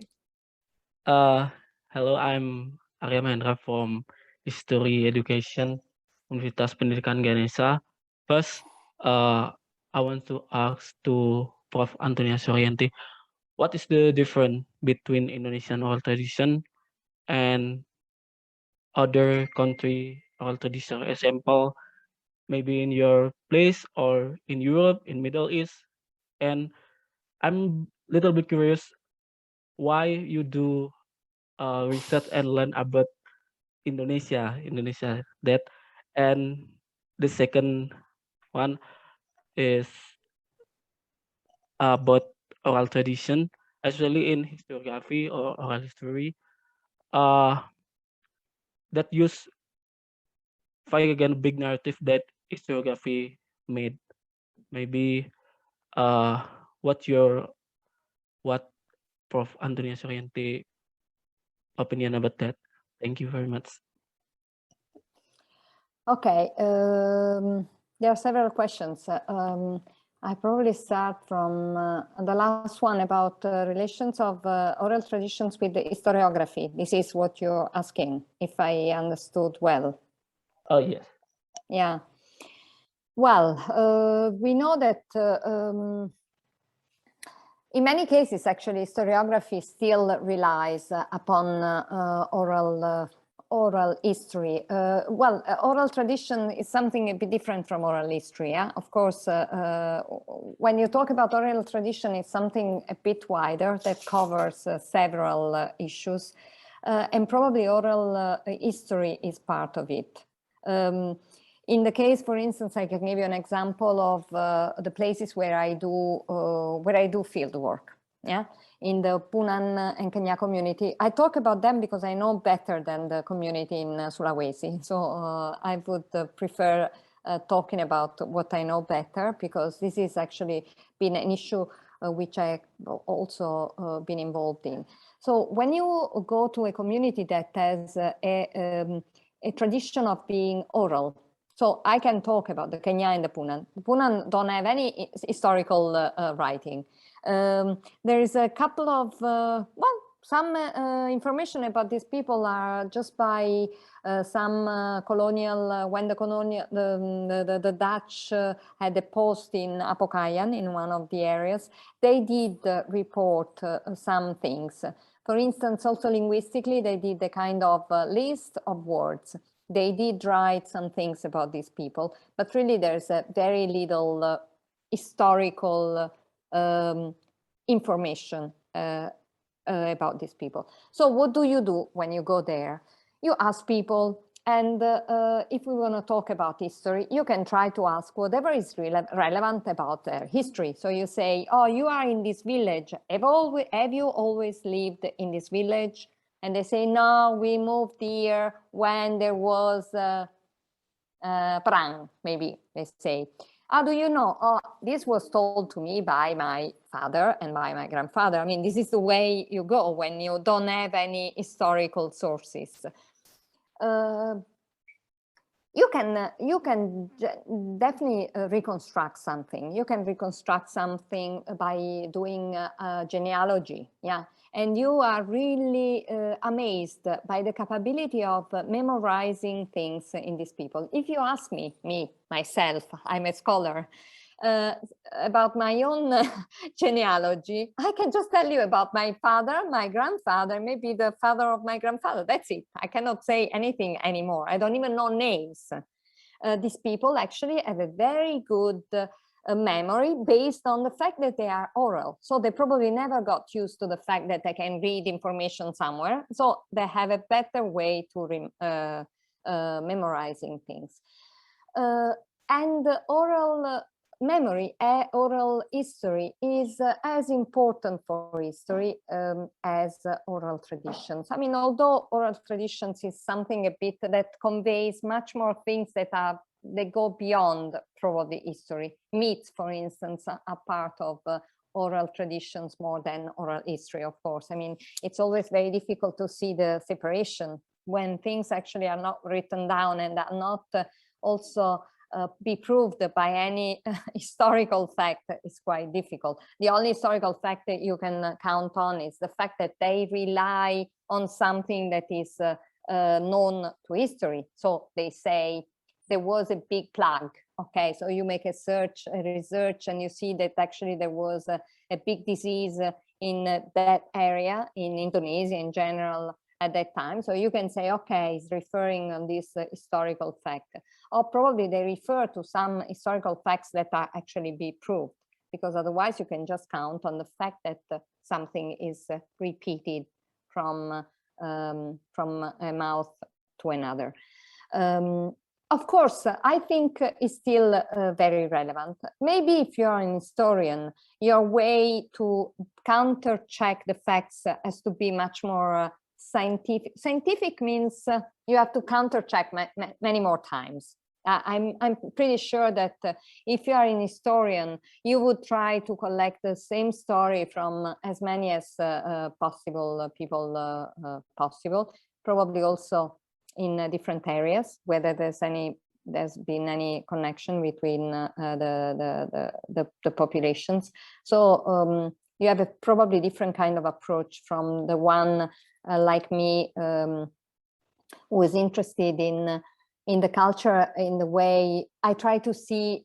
What I try to see is actually the manifestation of culture in many parts of the people. So being these the language, being these different ways of expressing culture, but doesn't mean that I shouldn't double check what they say. Of course, sometimes they say things and then it's clear that is invented, was invented, or was just repeated by somebody who really didn't know the thing. So you should never think that somebody who works on history shouldn't rely on oral history. We know very well facts of history that have been manipulated, for instance. Yeah, we know many facts in everybody's history that have been manipulated by the power, by whoever decided what history should be.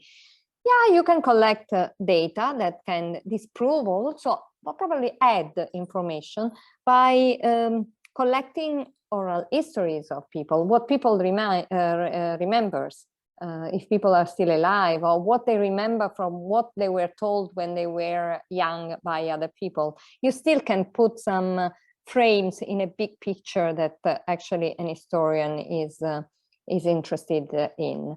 So I think also historians should work and rely on oral traditions and oral literature a bit more than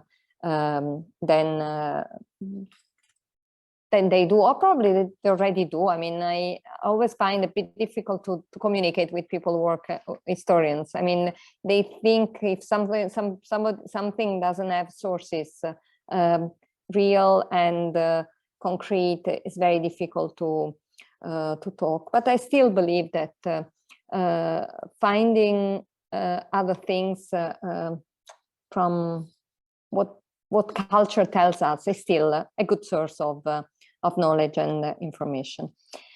I don't know whether I answered your question, but this is what I can say about why I study languages and culture that is not mine. I think one of the reasons is because I was attracted by diversity. To me, diversity was an important way to learn about myself, but also about the other.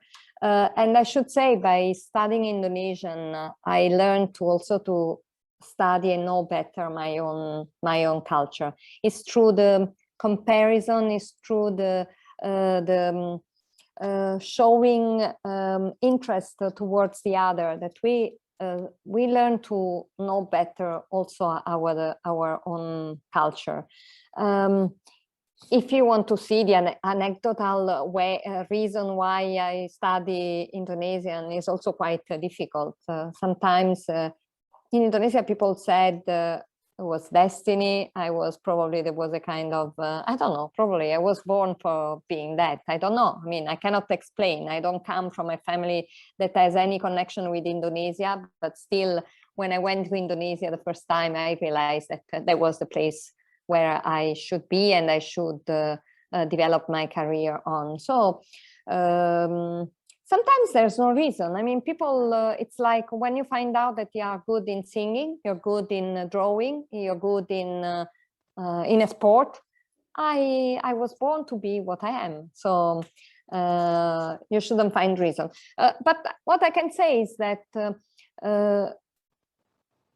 I realized since I was young that I wanted to confront myself with the other. And this other gave me the possibility of learning a lot about whatever. So this is the same reason why I teach in a university where we teach several foreign languages. You should never really, I mean, you should never think that you teach a language because it is useful. What is useful Indonesian for Italians? Well, but it's a good way to start learning another culture, something that is totally different from us. It gives you the way to see the world in different perspective. And this is what I actually learned when I go in the villages in the Punan communities, but also when I go to Bali just to see a different culture, or I go to Sulawesi to see how people build boats. Through seeing this boat building in Sulawesi, I learned a lot about boat building in Naples, which I didn't know either. And I found a good way to communicate between people of different ways. There was another question. Can you remind me?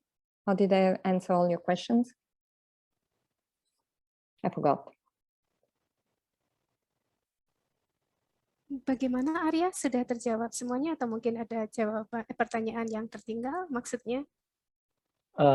Yes, thank you very much, Prof. Antonia. Oh, I answered everything. Good. Yeah. Okay, thank you very much, Professor Soriente. Time is rushing, and I think we can close our question and answer session. And thank you very much for the fruitful discussion that we have today in this international conference.